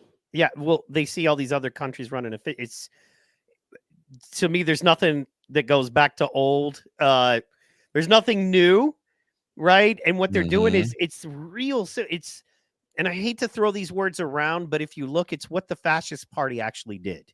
And I'm just talking history and reading. And what does this seem the most like in other, historical governmental things? And what they're doing is basically the fascist party. And a lot of people don't know the difference between the Nazis and the fascists and the, whatever garden variety socialists and the communists, right? They don't understand there's a difference. Fascism is the conservative version of communism, basically, or the red, you know what I mean? Because within their thing, just like our overall thing would be called republic or democracy, depending on who you want to argue with, right? But in that, you have the Democrats and the Republicans are most of the time the conservative side, blah, blah, blah. The fascists, the communism ones had Marxism. So they believed in that, each according to his needs, bullcrap, and, everybody should get the same. And of course, the leaders like that because then they can control how much you get and what you do to get it. Whereas fascism says build your own industry, right? You just can't own it. So it could be a partnership. So, it would be, the United States of America's hot dog stand, you know what I mean, called Mike's Great Hot Dog Stand. But the government, kind of like we do taxes now, only difference is once again with cash and you only report in the 10%. Whereas with the way they do it is you have to prove that this business is in benefit to the state and the socialist means of the state. And if you cannot do that, where you can prove that this is made to benefit yourself or your own family, you can shut it down and be thrown in prison.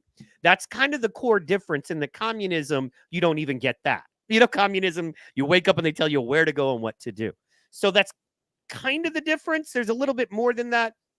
But this is so fascistic in that it is the major people like the major donors have come together, the Hollywoods, the Bill Gates, they've teamed up with the political apparatus illegally without the people involved and said, this is going to be your candidate because it is the best for you, period. So I just see it being a completely fascist thing. And they feel like at this point after Biden, they can put in whoever they want because it doesn't matter. No matter how loud we scream, that person seems to stay in power. And on the other side, they cheer the shit, just like they cheered the COVID lockdown. I told people this Kamala thing reminded me of, it's the only thing since COVID that's reminded me of that. And that I'm watching my socials and I'm watching my television and I'm seeing, yay, and nobody questioning, wait, what about our voice?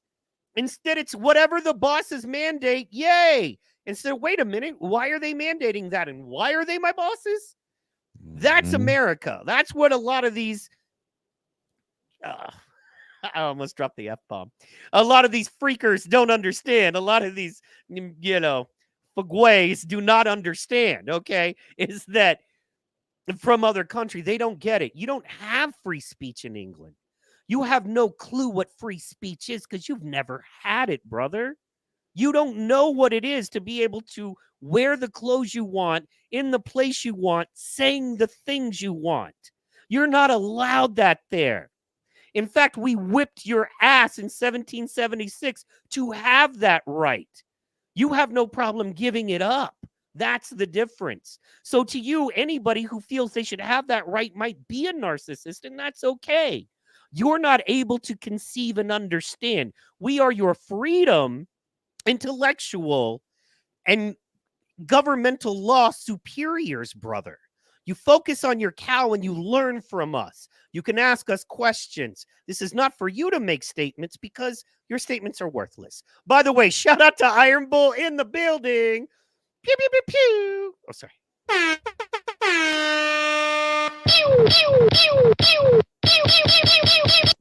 Glad to have you aboard, brother. So that was that. Now, getting deeper into the Patsy and the deep state.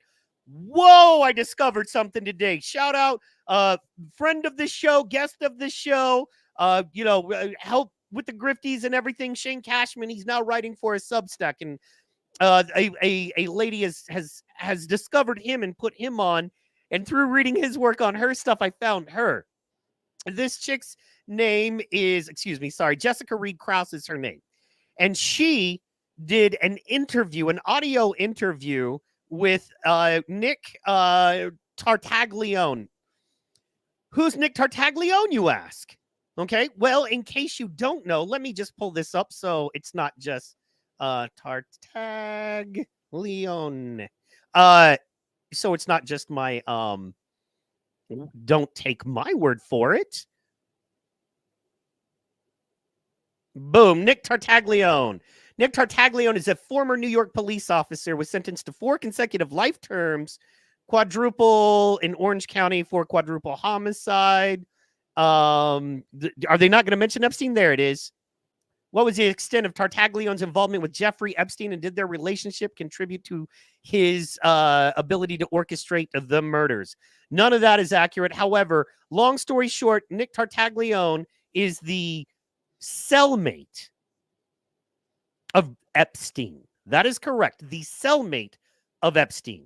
So when Epstein killed himself in his cell, Tartaglione actually talks a little bit on it. So we have Epstein's cellmate here. We have an audio interview with him. And it just took place on August 16th. Now, since then, he's been moved. We'll get to that in a second. But what I want to do now is share this. And guys, this is just audio. And this is him calling from prison, about 5 minutes long. Let's check this out. Once again, this is Nick Tartaglione, Jeffrey Epstein's cellmate, talking about his experience. So what was your first impression of Epstein when he landed in your jail cell? Did you know who he was? Were you aware of his? I didn't know very much. I mean, I knew he was a wealthy man because you heard the guards, talking about it. When they put him in my cell, they said, you're going to get company. And I said, why? And they said, well, we know you're the only guy that won't shake him down or beat the hell out of him. And I thought that was funny because I'm charged with quadruple homicide. They're putting the nation's, highest profile case in with me because they knew I wouldn't hurt him. He was terrified when he first came in the cell. They closed the door behind him and his back was against the wall. And he said, they told me you're a good guy. You won't hurt me. I said, yeah, I'm not going to hurt you. And then he came over, he stuck his hand out. He said, I'm Jeff. I said, I'm Nick. He said, what are you in here for, Nick? I said, quadruple homicide. He then went back against the wall and started yelling for the guards. I told him, I said, look. This call is from a federal prison. I said, look, Jeff, I didn't kill anybody. Believe it or not, you want to leave, leave. I said, but you're fine. I'm not going to touch you. After that, the weeks, following that, he knew I wasn't going to hurt him. He actually tried paying me. I was supposed to return to population soon. He offered to pay me to stay in that cell with him. And I told him I couldn't do that. I had to start, preparing for my trial. And then the one day he left in the morning. And the guard was like 5 in the morning, the guard's banging on my cell door. And he says, Epstein court. Epstein court. And Epstein says, I don't have court today. And I laughed at it, explained Epstein. I said, Epstein, guards are saying court, so the other inmates don't know you're actually going to talk with prosecutors. So he got up, he got dressed, he left. He was gone all day, came back later that night. Came in, he just climbed on the bunk, he didn't say a word. I was reading a book, it wasn't my business. And finally, he asks, he said, you were a cop. What do you know about proffers and cooperating? I told him, I said, Jeff, it's pretty simple. That the the prosecutors, they caught a fish. They're not going to let that fish off the hook unless you give them a bigger fish. He said, yeah, well, that's what they said. I said, what do you mean? He said, they told me they'll let me plead out for something small, and I'll do just a couple of years in a camp. If I can give them something on Trump, get him impeached.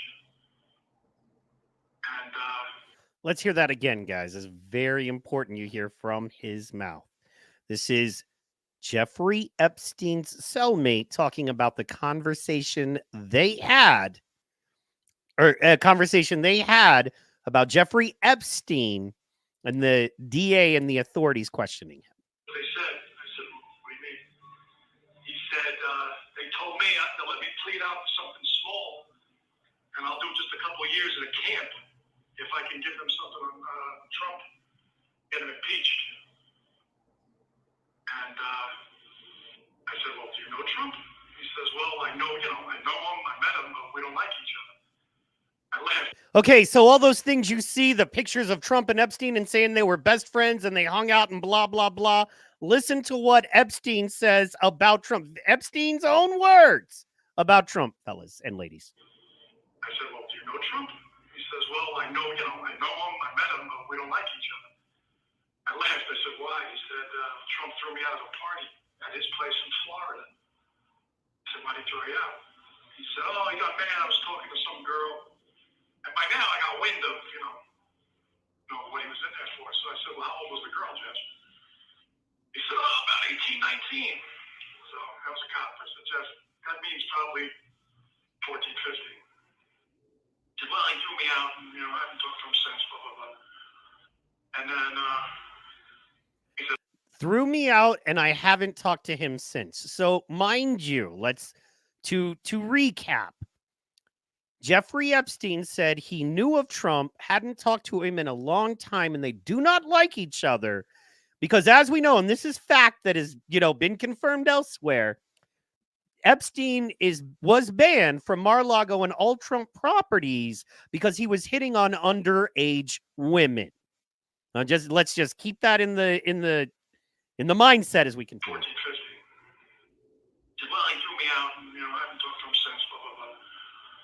And then he said, I don't know anything. the government told me I don't have to prove what I say about Trump as long as Trump's people can't disprove it. Did you hear that, ladies and gentlemen? It's still up there. I don't have to prove what I said about Trump to get him impeached as long as he can't disprove it. The game is real, y'all.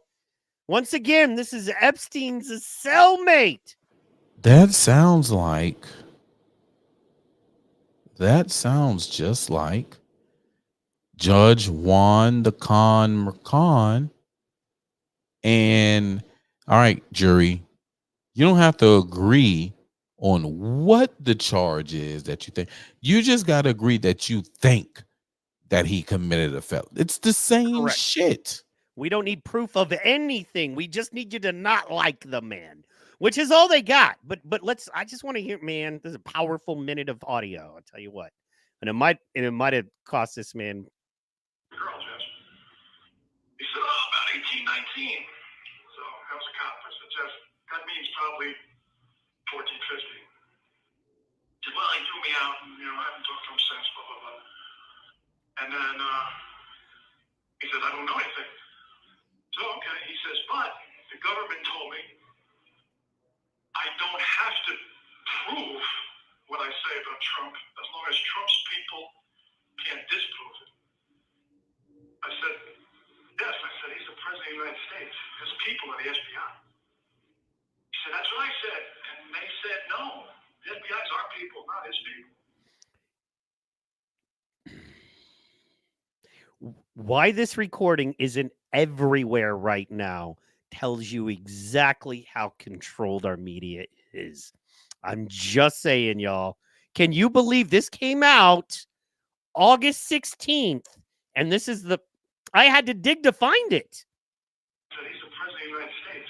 His people are the FBI. He said, that's what I said. And they said, no, the FBI is our people, not his people. The FBI's our people, not his people. The J6 paid FBI actors are our people, not Donald Trump's people. At that point, it was pretty obvious what he was contemplating. Just, making up stuff, looking to just say stuff to throw at Trump. And that aggravated the hell out of me because I was in there at that point for 3 years because people did the same thing to me. So I jumped off the bunk and I said, listen, I said, if you're going to pull that shit, get the hell out. This call is from a federal prison. I said, I'm in here because guys like you are lying to save their own ass. I said, so if you're going to do that, get out of this cell. And he got quiet for a while. Then he said, all right, I have a hypothetical for you. I said, okay, Jeff, go ahead with your hypothetical. He said, give me a name of somebody you love more than anything.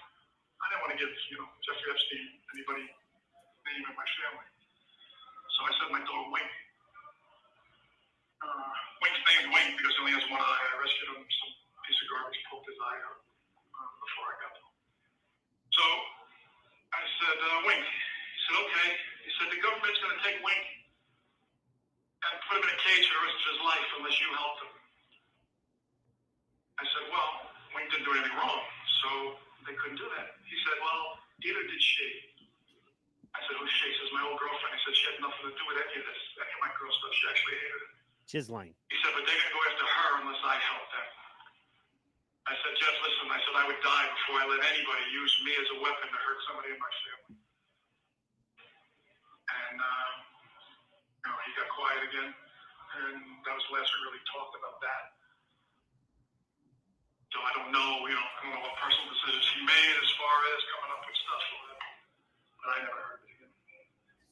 All right. So that was the interview that Jessica Reed Krause had with Nick Tartaglione, Epstein's cellmate. Now, directly after this, Nick was abruptly moved in the middle of the night without warning just one day after I posted this audio here. He was taken from MDC, where he had been held for 8 years since his arrest, and relocated to an unknown site. And as of now, no one has heard from him yet. Now, We go back and we look, and that was on the 16th, so about 2 weeks ago. And then let's see here, August 29th. So a couple days ago, this is the update. June 2 months later, August 10th, she released the recordings. The following day, around 2 a.m., Nick was abruptly ripped from his cell. He'd been transported without warning to Oklahoma. There is a heavy, McAllister, it is a heavy federal penitentiary in the state. Since then, he's been moved multiple times, unexpected as it is to no one. Neither his friends nor his attorneys have heard from him since. Before I posted that audio, I was in contact with Nick 2 to 3 times a day. His personal belongings, including hard drives containing years of compiled evidence meant to prove his innocence, are presumed scattered or gone. Today is his mother's 81st birthday, and she won't be hearing from him either. As I mentioned in my previous post, a handful of journalists have access to the same information as I do. I possess a long-form audio that details the day Epstein made his first unsuccessful attempt to hang himself. However, I will not be posting any further updates until we hear from Nick himself. The question now is, do we believe in coincidences? Yeah. That's a big one, man. That is one of the biggest things, I think, to happen, and the fact that none of it is coming out in this election cycle. The fact that it is completely being ignored. And now look what they've done to the guy. Now they're, of course, violating his rights. Is she following him or something? Like, does she have an Apple tag on his ass or something? Like, because how does she know? I cannot ever be in a position where I can't be like, look, I can point, this is as close to facts as I can point to that this should happen. You know what I mean? Mm-hmm. And all we have is, how does she was like, yeah, he was moved to Oklahoma, but nobody knows where he is. Well, first of all, no one knows where he is. How do you know he's in Oklahoma? Well, no, she said he was moved there initially. Like the records would show that his initial transport was to Oklahoma. So if she leaned on the correctional facility he was at hard, they've been like, all we know is he went to Oklahoma. Here, take this. Then he goes to Oklahoma, or she contacts them. They're like, he's been moved. Where? We don't know. Click. Because you know what I mean? She's in New York or LA. Yeah, or that's what it's like. Yeah. I need, like, when you're going to say things like that, because again, I'm someone who wants to believe you and who wants to put this information out to everyone. And like, you have an audio recording, so that's great. You know what I'm saying? That's perfect on that side, and giving validity on what you said. That's perfect. But like, we need you to go to the rest of the way. When you say certain things, I need you to go, because I don't want it to get shot up like Swiss cheese by the opposition. I want the opposition to understand, damn, this is a solid tank and I can't do nothing about it. So that's all I'm asking. Like, I'm not saying, look, I'm not saying it, I'm not saying that there is get messages all over the place. Shouts out to A Geese, man. It's not anguish, it's A Geesh. A Yeesh. I was in a Twitter space with him earlier, or X space. It was pretty cool. Dope conversation. But Yeah. like, we're out here talking to the left, and we're trying to give them a lot of information. We want to give them the truth. We don't need any place where they can be able to poke a hole in it and it just deflates. You know what I mean? Because despite all the true fact, we got this video. This dude is already noted as he was Epstein's roommate for a certain amount of time before he wasn't. And these words need to be heard. But we can't have his words flushed down the toilet because you said that he was moved all across the country, and then we can't even prove it. And then he might pop up and be like, yeah, they had me in a sick bay because they poisoned me or tried to poison me or whatever. You know what I'm saying? Like, anything could come out and happen. And then once that happens, it's like, damn. Yeah. Well, because we ran with this one story. So, you know what I'm saying? Just help us help you, because I know it's true.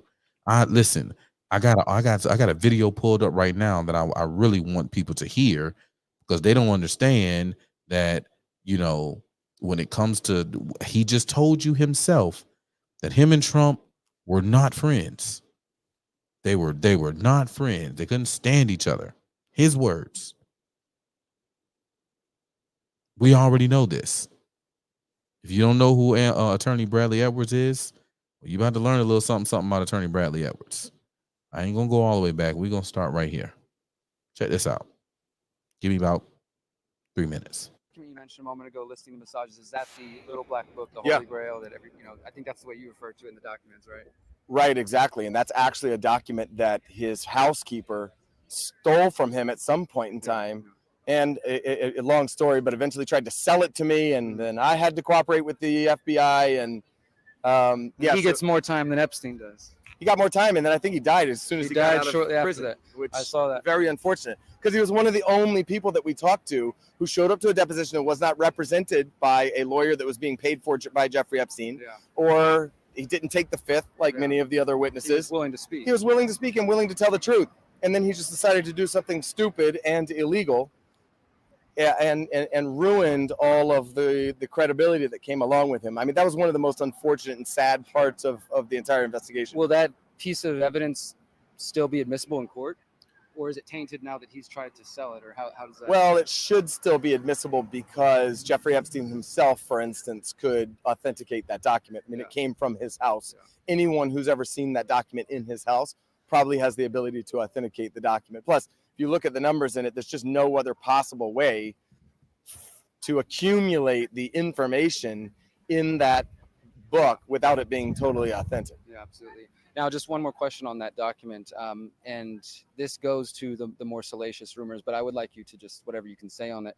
Obviously, our current president has had relationships with Epstein in the past, and there are those Katie Johnson and maybe other victims who have accused Trump of being involved in things like this. In my experience, Trump supporters will not listen to anything along those lines. Obviously, we're not a court of law here right now, but are those claims of though that case was dropped, it was dropped before it went to court. In your opinion as a lawyer and your experience, is there anything you can say as to the validity of those claims or whether or not there will be Pay attention. more about that? Nothing at all. The only thing that I can say about President Trump is that he is the only person who, in 2009, when I served a lot of subpoenas on a lot of people, or at least gave notice to some pretty connected people that I wanted to talk to them, he is the only person who picked up the phone and said, let's just talk. I'll give you as much time as you want. I'll tell you what you need to know, and was very helpful in the information that he gave, and gave no indication whatsoever that he was involved in anything untoward whatsoever, but had good information that checked out and that helped us, and that we didn't have to take a deposition of him. And that was in 2009? That was in 2009. So, do you know if there's any truth to James Patterson's claims that Trump kicked Epstein out of Mar-a-Lago? I've definitely heard that. I definitely heard that. And I don't know that it was Trump himself as opposed to a manager there. Club, so yeah, people credit him. Trump. I've heard the rumor that Epstein was kicked out of there for allegedly trying to pick up somebody's daughter or something like that. But now, what did Nick say that Jeffrey told him? Yeah. Whoa. Once again, that's confirmation, man. My name's Paul, guys. I'll be here all night. Well, and it's what, man, and this is one of those, if you don't pay attention and do your research, they're really going to have you out here believing Trump and Epstein were tight buddies who kicked it. Yet over and over and over, it's no, they did not like each other. And Trump says it, and of course, everybody, yeah. Then 100 other, how many people need to say it to you? Yo, Jeffrey Epstein said it himself. Wow. And the same thing that your boy said that he was told from Epstein, you just heard right here. Correct. Wow. You just heard it right here. I can't believe it, man. Okay, so here's what I don't understand is how is the mainstream media not completely caped up for Trump on it? Or at least like, wow. I mean, this is what you read stories about malign dudes. And even if you don't like the guy, oh my gosh. By the way, just a couple of quick chat drops. El Sol says FBI Director Christopher Wray could not confirm whether human FBI assets were part of the J6 because we know there were. Ray Epps. Absolutely. And then could not, he wouldn't because there's an investigation, which means they were there. Absolutely, they were there. Wow, man. And that, so yeah, digging deep into it, man, in this deep state stuff and just dipping our toes into that conspiracy stuff.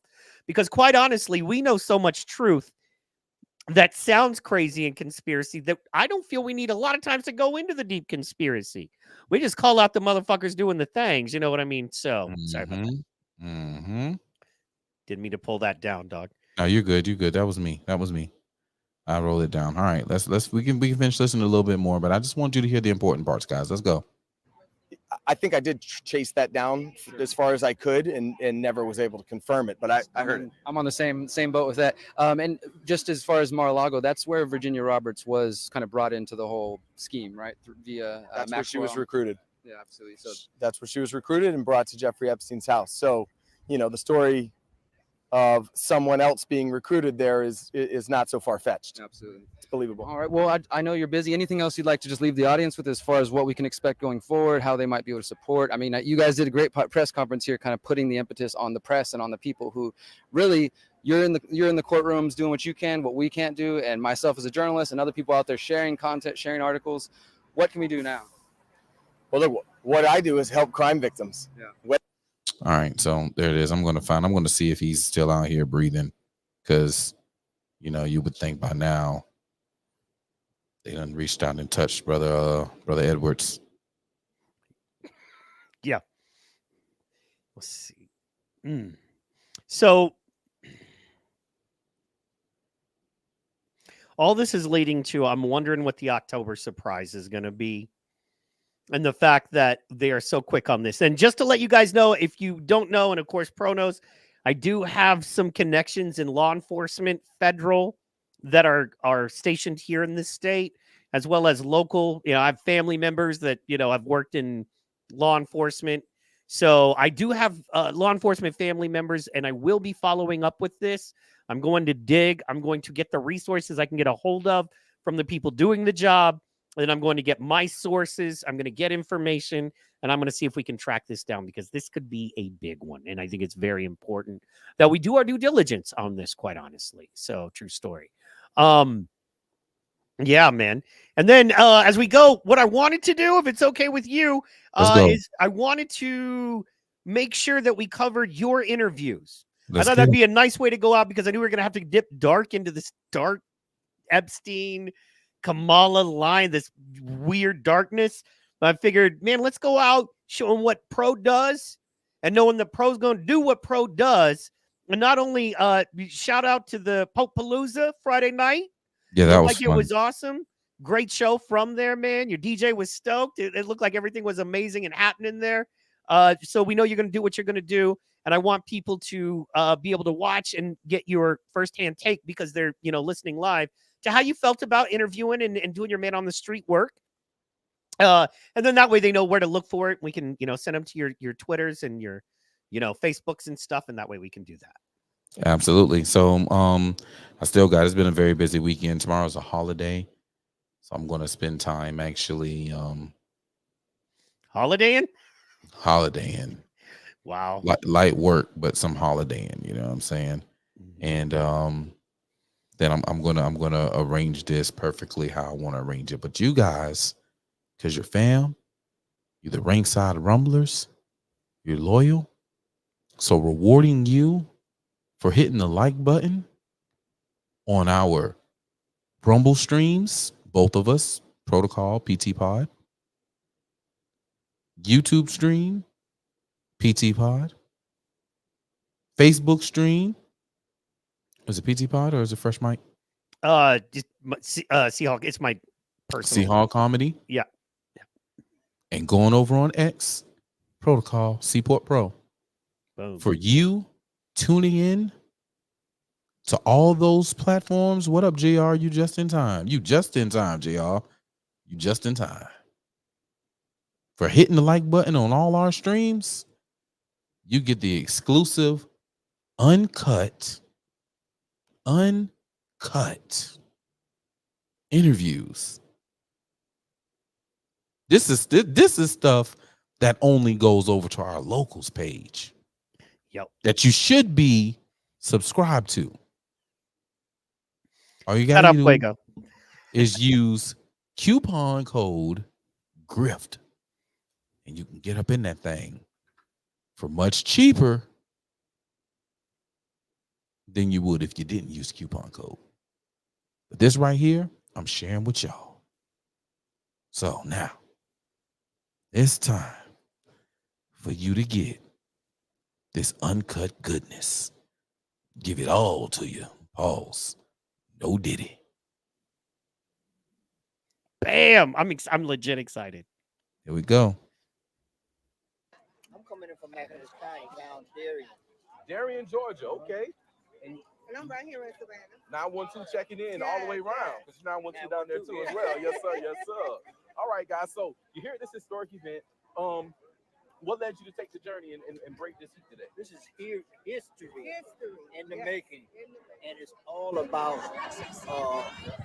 change and not going back. Change and not going back. All right. So quick question. Got to push you on the change and not going back. What are we changing?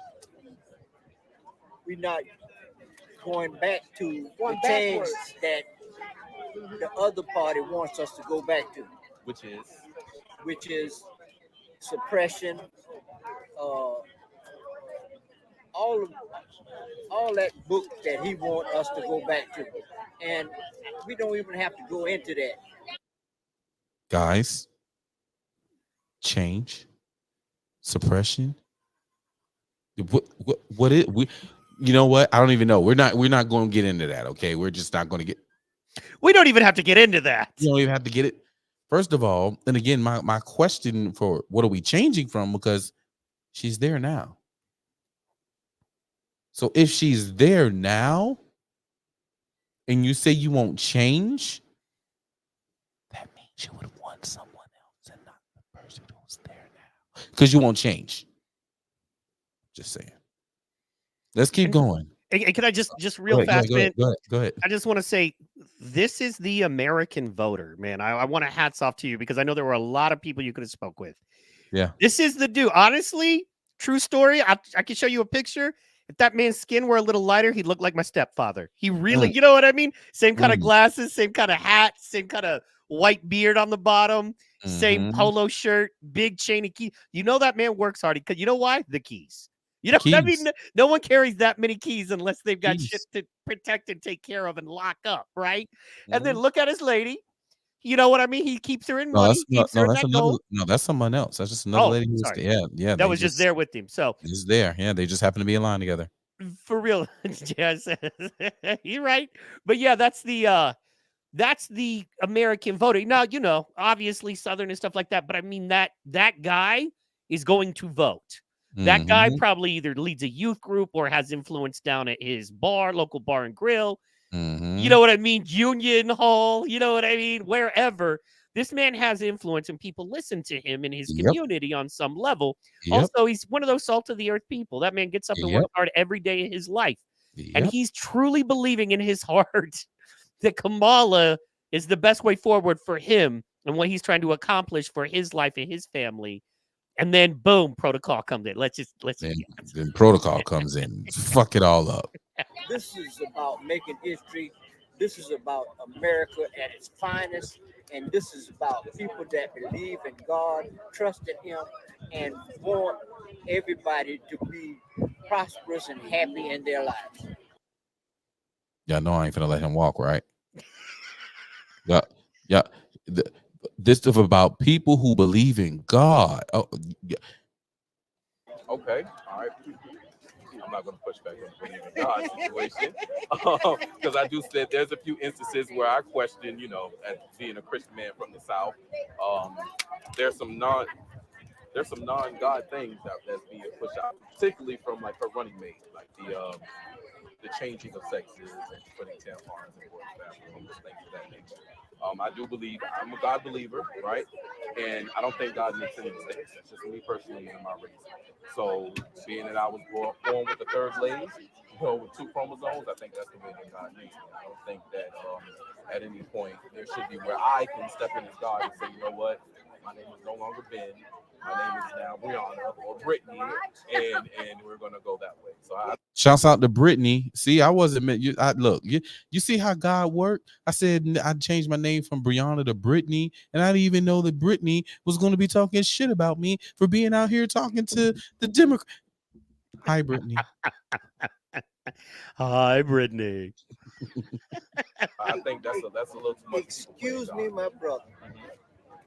Tampons in boys' bathroom is unacceptable. Absolutely. What they gonna stop? Whoa, that's he got proud. This is what I do in debates, people. This is what I do. This is what I do. Okay, this is me in the streets, bro. Let's go. Acceptable. Absolutely. What they gonna stop? That's what I want to know. That's what I want to know, my brother. I even got her laughing now. Like, now they're like, whoa, wait a minute. The fuck? Let's go. That's and that is a Walls policy. Walls, as governor, actually made his state a sanctuary state where minorities, if little kids want to go from a boy to a girl or a girl to a boy, they can go there and they can get no pushback. Like, parent can't come get them or anything. He actually made a policy where there are feminine products inside a boys' bathrooms. And those are things that I question. Is like, when we want to do certain, like, I'm okay with, wanting to see history, wanting to see certain things, but at what expense are we leading our people down? Now, again, I am welcoming. I am you. There's no Trump gear. You don't see you. I haven't mentioned Trump yet. I don't want them to be apprehensive. I don't want them to be. Not only, now I ain't gonna lie. You guys are gonna you're gonna witness me tell them a little white lie in a moment's time, but it was for a good reason. Y'all know. You were doing your journalistic duty. Y'all know where I'm at with it. Mm-hmm. Y'all know where I'm at. So we're gonna finish. We got a few minutes left in this. We're gonna listen. Well, I'm here to see, to hear and to see exactly what the point of view is. Okay. I haven't been following them, and this is like an all of a sudden thing. Mm-hmm. So since she was coming so close, coming to my home, I said I was going to come out to see exactly what was going on and see, form my own opinion of, how I'm feeling about things. It was different from hearing it on the news and hearing it on TV than hearing it in person. Absolutely. And feeling the energy of the room. So that's why I'm. You heard what she said? Feeling the energy of the room. That's why they have the great DJs and they turn it into a party atmosphere. They give you a party feeling because they know that you're going to attach to how you felt when you attended. You're not going to give a fuck about what she's saying out her mouth or her policy. If you gave a fuck about policy, the policy will be on her website right now, which it isn't. Let's go. A couple minutes left. I'm here, and I'm definitely down for the women's rights. Right. You know, so that's first and foremost. I'm a mother of 2 daughters, so I'm all the way down for that part. So just getting a point of view, my own setting my own point of view. Okay, understood. Well, thank y'all for your time, and make sure as we truck our way towards November, what I'm saying, as much reading and digging in as you can do. Check it out. Good thing that we can say about all of the candidates. They've all served in some capacity a lawmaking or legislative position, whether they've been governor, whether they've been senators. They all have some type of track record when it comes to policy. So, get their policies. Even some you may have to dig. I was speaking to someone earlier about Trump earlier. We were talking about policies, and there were policies Trump did that they didn't even know existed. It's like, well, why didn't the media put this out? It's like, well, if the media put it out, then he wouldn't be the boogeyman that they need him to be for you not to pay attention. So just, do your due diligence. And I'm like, shoot, I may even vote for Cornell. I don't even know where I'm just going to say it, honest to God. But I do appreciate y'all in y'all time. Appreciate you, my brother. You keep doing what you do. Absolutely. God bless. Yes. There it is. Yeah, man. You keep doing what you do, and I am. Can you help me? So I'm, not the smartest. I'm a hayseed from Oklahoma, and never knew my daddy. So I'm gonna ask you, how is that protesting? I don't, because I know what protesting normally looks like. You know what I'm saying? There's signs and there's chants and there's marching like that, but that looked like journalism. That looked like man on the street, straight up an independent journalist, meaning not funded by any big corporation, but somebody who, I don't know, maybe has a weekly show that they've had for years and for over a decade been on the air in some way, whether it be internet, radio, whatever you call it, who has probably spoke to thousands of people who I have watched talk to small business owners, chefs, DJs, politicians, comedians, you name it. You've talked to them, interviewed them. And now you're taking that clearly next step, which is I'm going to go get out there because honestly, this is an important election. And honestly, Georgia is an important state. And you're like, I'm going to go get out there and I'm going to go see what people are saying and see if I can, because good God, it's a campaign of ignorance. It's absolutely a campaign of ignorance on that side. Yes. So that's what it looked like to me, but clearly you were protesting. That's what they said. Yeah, I was protesting. I was protesting with a microphone and a camera and a tripod. Yeah. I had a big old MAGA flag. You seen it. I was waving it right there with those people. They were smiling and talking to me on camera with my MAGA flag. Yes, they were.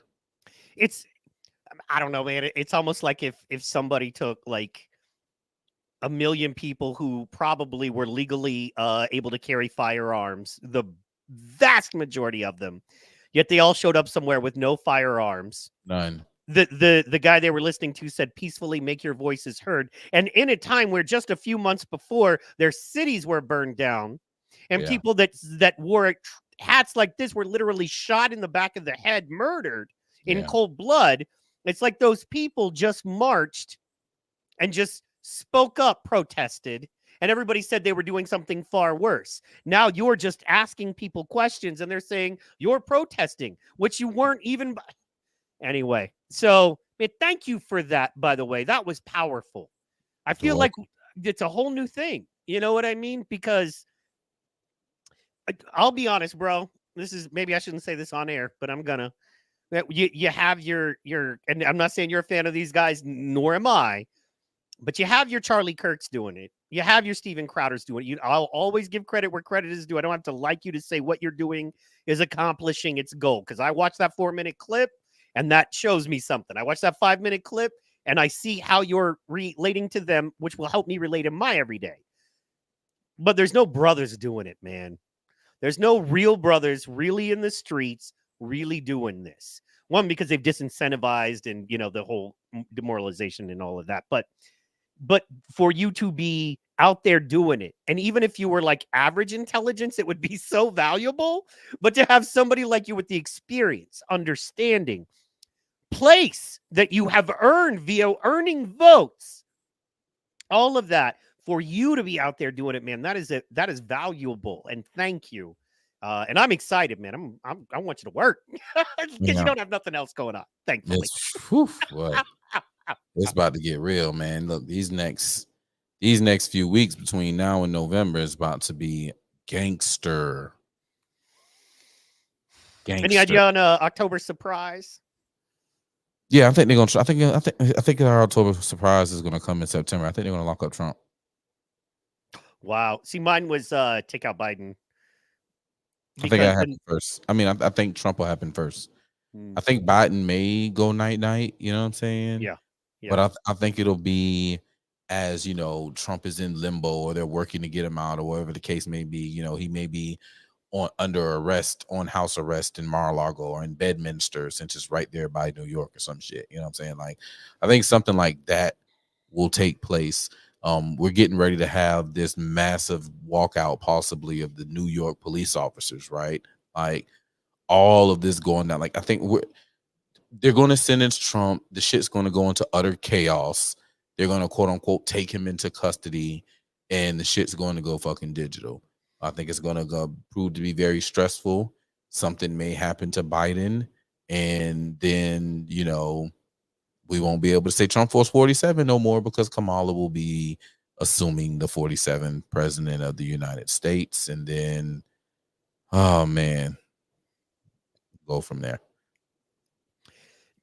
I don't disagree with you, JR, but to me, I'm putting if we're playing Vegas here and you're like, put your odds on any of this or parlay, as you know, parlay that. Chaos and confusion is what they depend on. You get to, because I really think they were trying to push the pandemic thing and it did not go. It just, it was, you know, being in the entertainment business, you understand a lot of stuff gets floated out there and it doesn't go.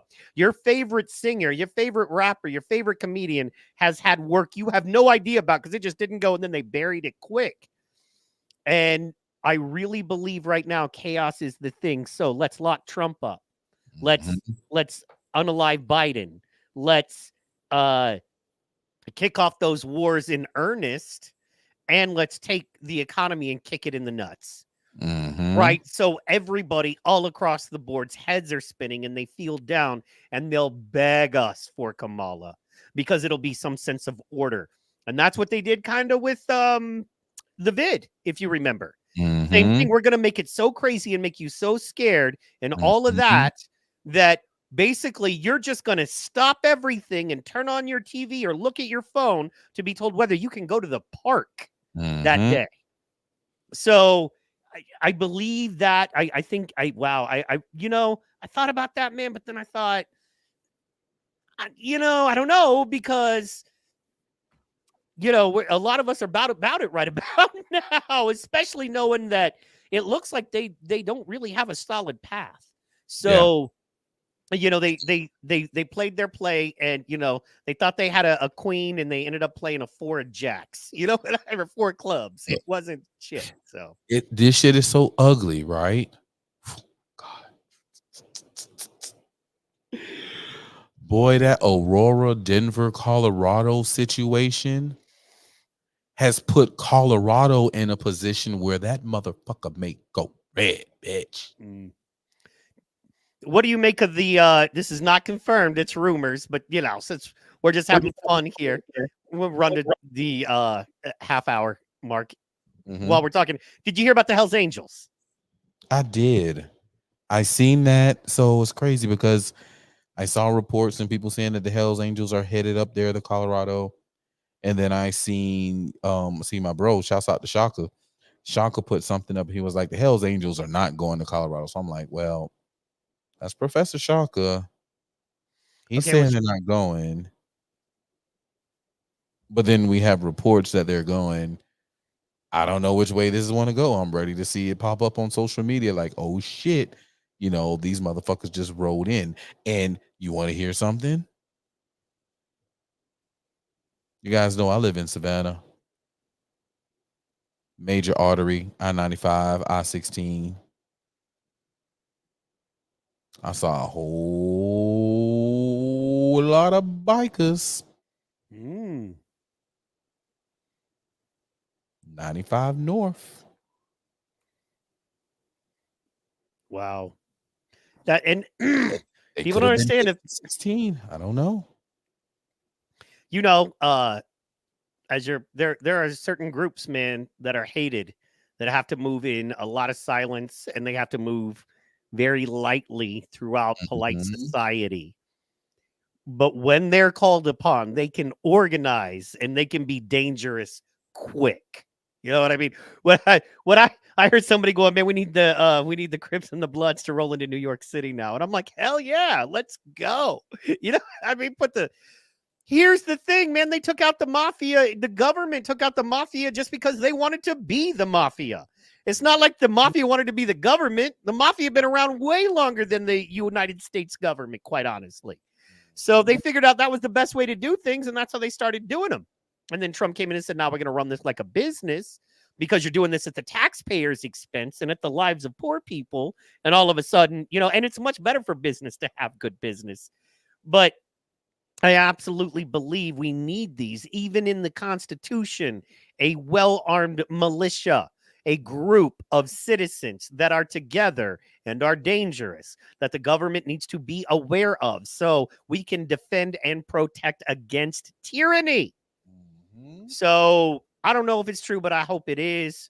And, look, man, it's maybe it's that time. You know what I mean? Maybe we're getting there. I don't know. All I know is that I'm one of the things that radicalized me, believe it or not, turned me into a more conservative and hardcore, Trump supporter where I am right now, is seeing how they treated Trump supporters. My mother is a lovely lady in her 70s who would never hurt anyone. And if she wants to use her cane to walk to her local library to cast a vote for Donald Trump, she should be allowed to in safety. And if you want to hurt her because you don't like Trump, I'm a bad man to deal with if you're trying to hurt my mother. Trust me. I'm so not the one. So that's what made me go, we have to protect people's rights first, whether we like or don't like the guy in office. And I don't like everything Trump does, but my goodness, is he looking better and better. It's almost like he said she's going to be easier to beat than him. And I think he said it because he knows the apparatus is split now. You know what I mean? And that's, you know what I mean? So there's that. Pro, tell them what you got coming up and where they need to find you. Ooh, this week, what do I have this week? I just got Friday Night Flights this week. You know what I'm saying? Check me out every Friday night, 8 p.m. Friday Night Flights. I'm on Rumble, PRO2KALL, PRO2KALL, like it's spelled right there next to my beautiful picture. You can also catch me on YouTube, same thing, PRO2KALL. And then I even run it over there on X, which is one of my favorite places to be right now, over on X. Follow me, Seaport Pro, or you can type in PRO2KALL and I should come right up. So I'll just be working hard. I'll be doing my Trump Force 47 thing, making sure that I get people informed on what's going on. I'm also working on something very special. All right. I'm working on something very special that I will tell you guys about later. But all I'll say is, here comes the judge. Here comes the judge. Here comes the judge. That's all I'm gonna say. Hey, yeah, it's gonna be nice. JR Bell said this. I gotta address it because he's correct. I didn't even put it together because I just didn't really think the Trump jail thing was gonna be a thing. I thought, man, they're not. But now, once again, you think, oh, they're not gonna go that far. Then they go further. But I'm not sure if a debate takes place. It makes a lot of sense, man, because she doesn't seem to be preparing. So, and we know that's what took out Biden, so of the race. So it's a very, very good chance that could be the same there. There's Seaport Pros X on there. I'm FW Mike. You get to him, you'll find me. No worries there. Tuesday night, going to be back with the PT Pod. And of course, every day, check out Power Slap Time on Rumble. Just a fun little thing if you like Power Slap. And I wanted to do something that was a little different and maybe preserve a channel just in case, because you never know what's going to happen. And you know what I'm saying. You gotta cover it in chocolate sometimes to get people to eat the medicine. So, with that being said, man, what do you have to leave the people with?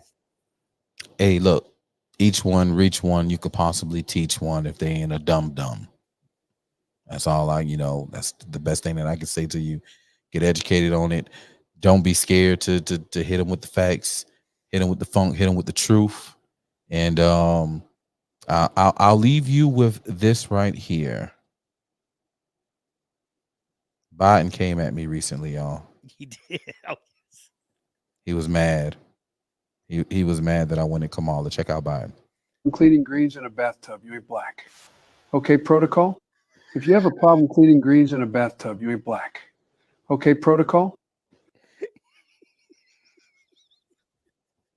Because Joe knows.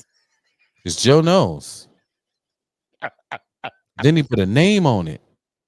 He mad at you. He coming. He mad. Similar to the mayor of Savannah. Yeah. You know what I mean? Don't even give me stuff. But they know you, man. You're coming up as you should be. Your voices like yours are going to be so important in the next couple months. I'm a very blessed and lucky man to be the homie. Thank you so much, as usual. Guys, just want to let you know what he said. it's encouraging. I think we should all try to be like Pro and strike up those conversations. Don't be afraid to just talk to people, because a lot of people aren't down. You know what I mean? I want Dana White power slapped. His wife did. So, Mm-hmm. so I'm Did you see this 100%. photo? Yeah, that was. Oh,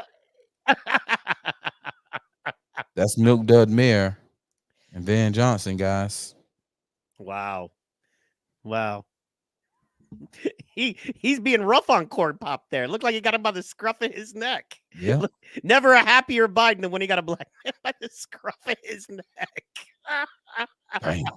Oh, gross. Anyway, guys, thank you so much for tuning in. We've dropped a lot of knowledge on you tonight. If you've enjoyed yourself, please tell your friends and family. If you hated it, tell your friends and family. Feel free to hate chat. We love that too. So that's the show, guys. If you have anything, once again, drop it on us, and we will see you Friday night for Friday Night Flights, Tuesday for PT Pod. Have a wonderful, wonderful week. God bless you all. Stay close to the people you love. Reach one to teach one. Thank you, and we are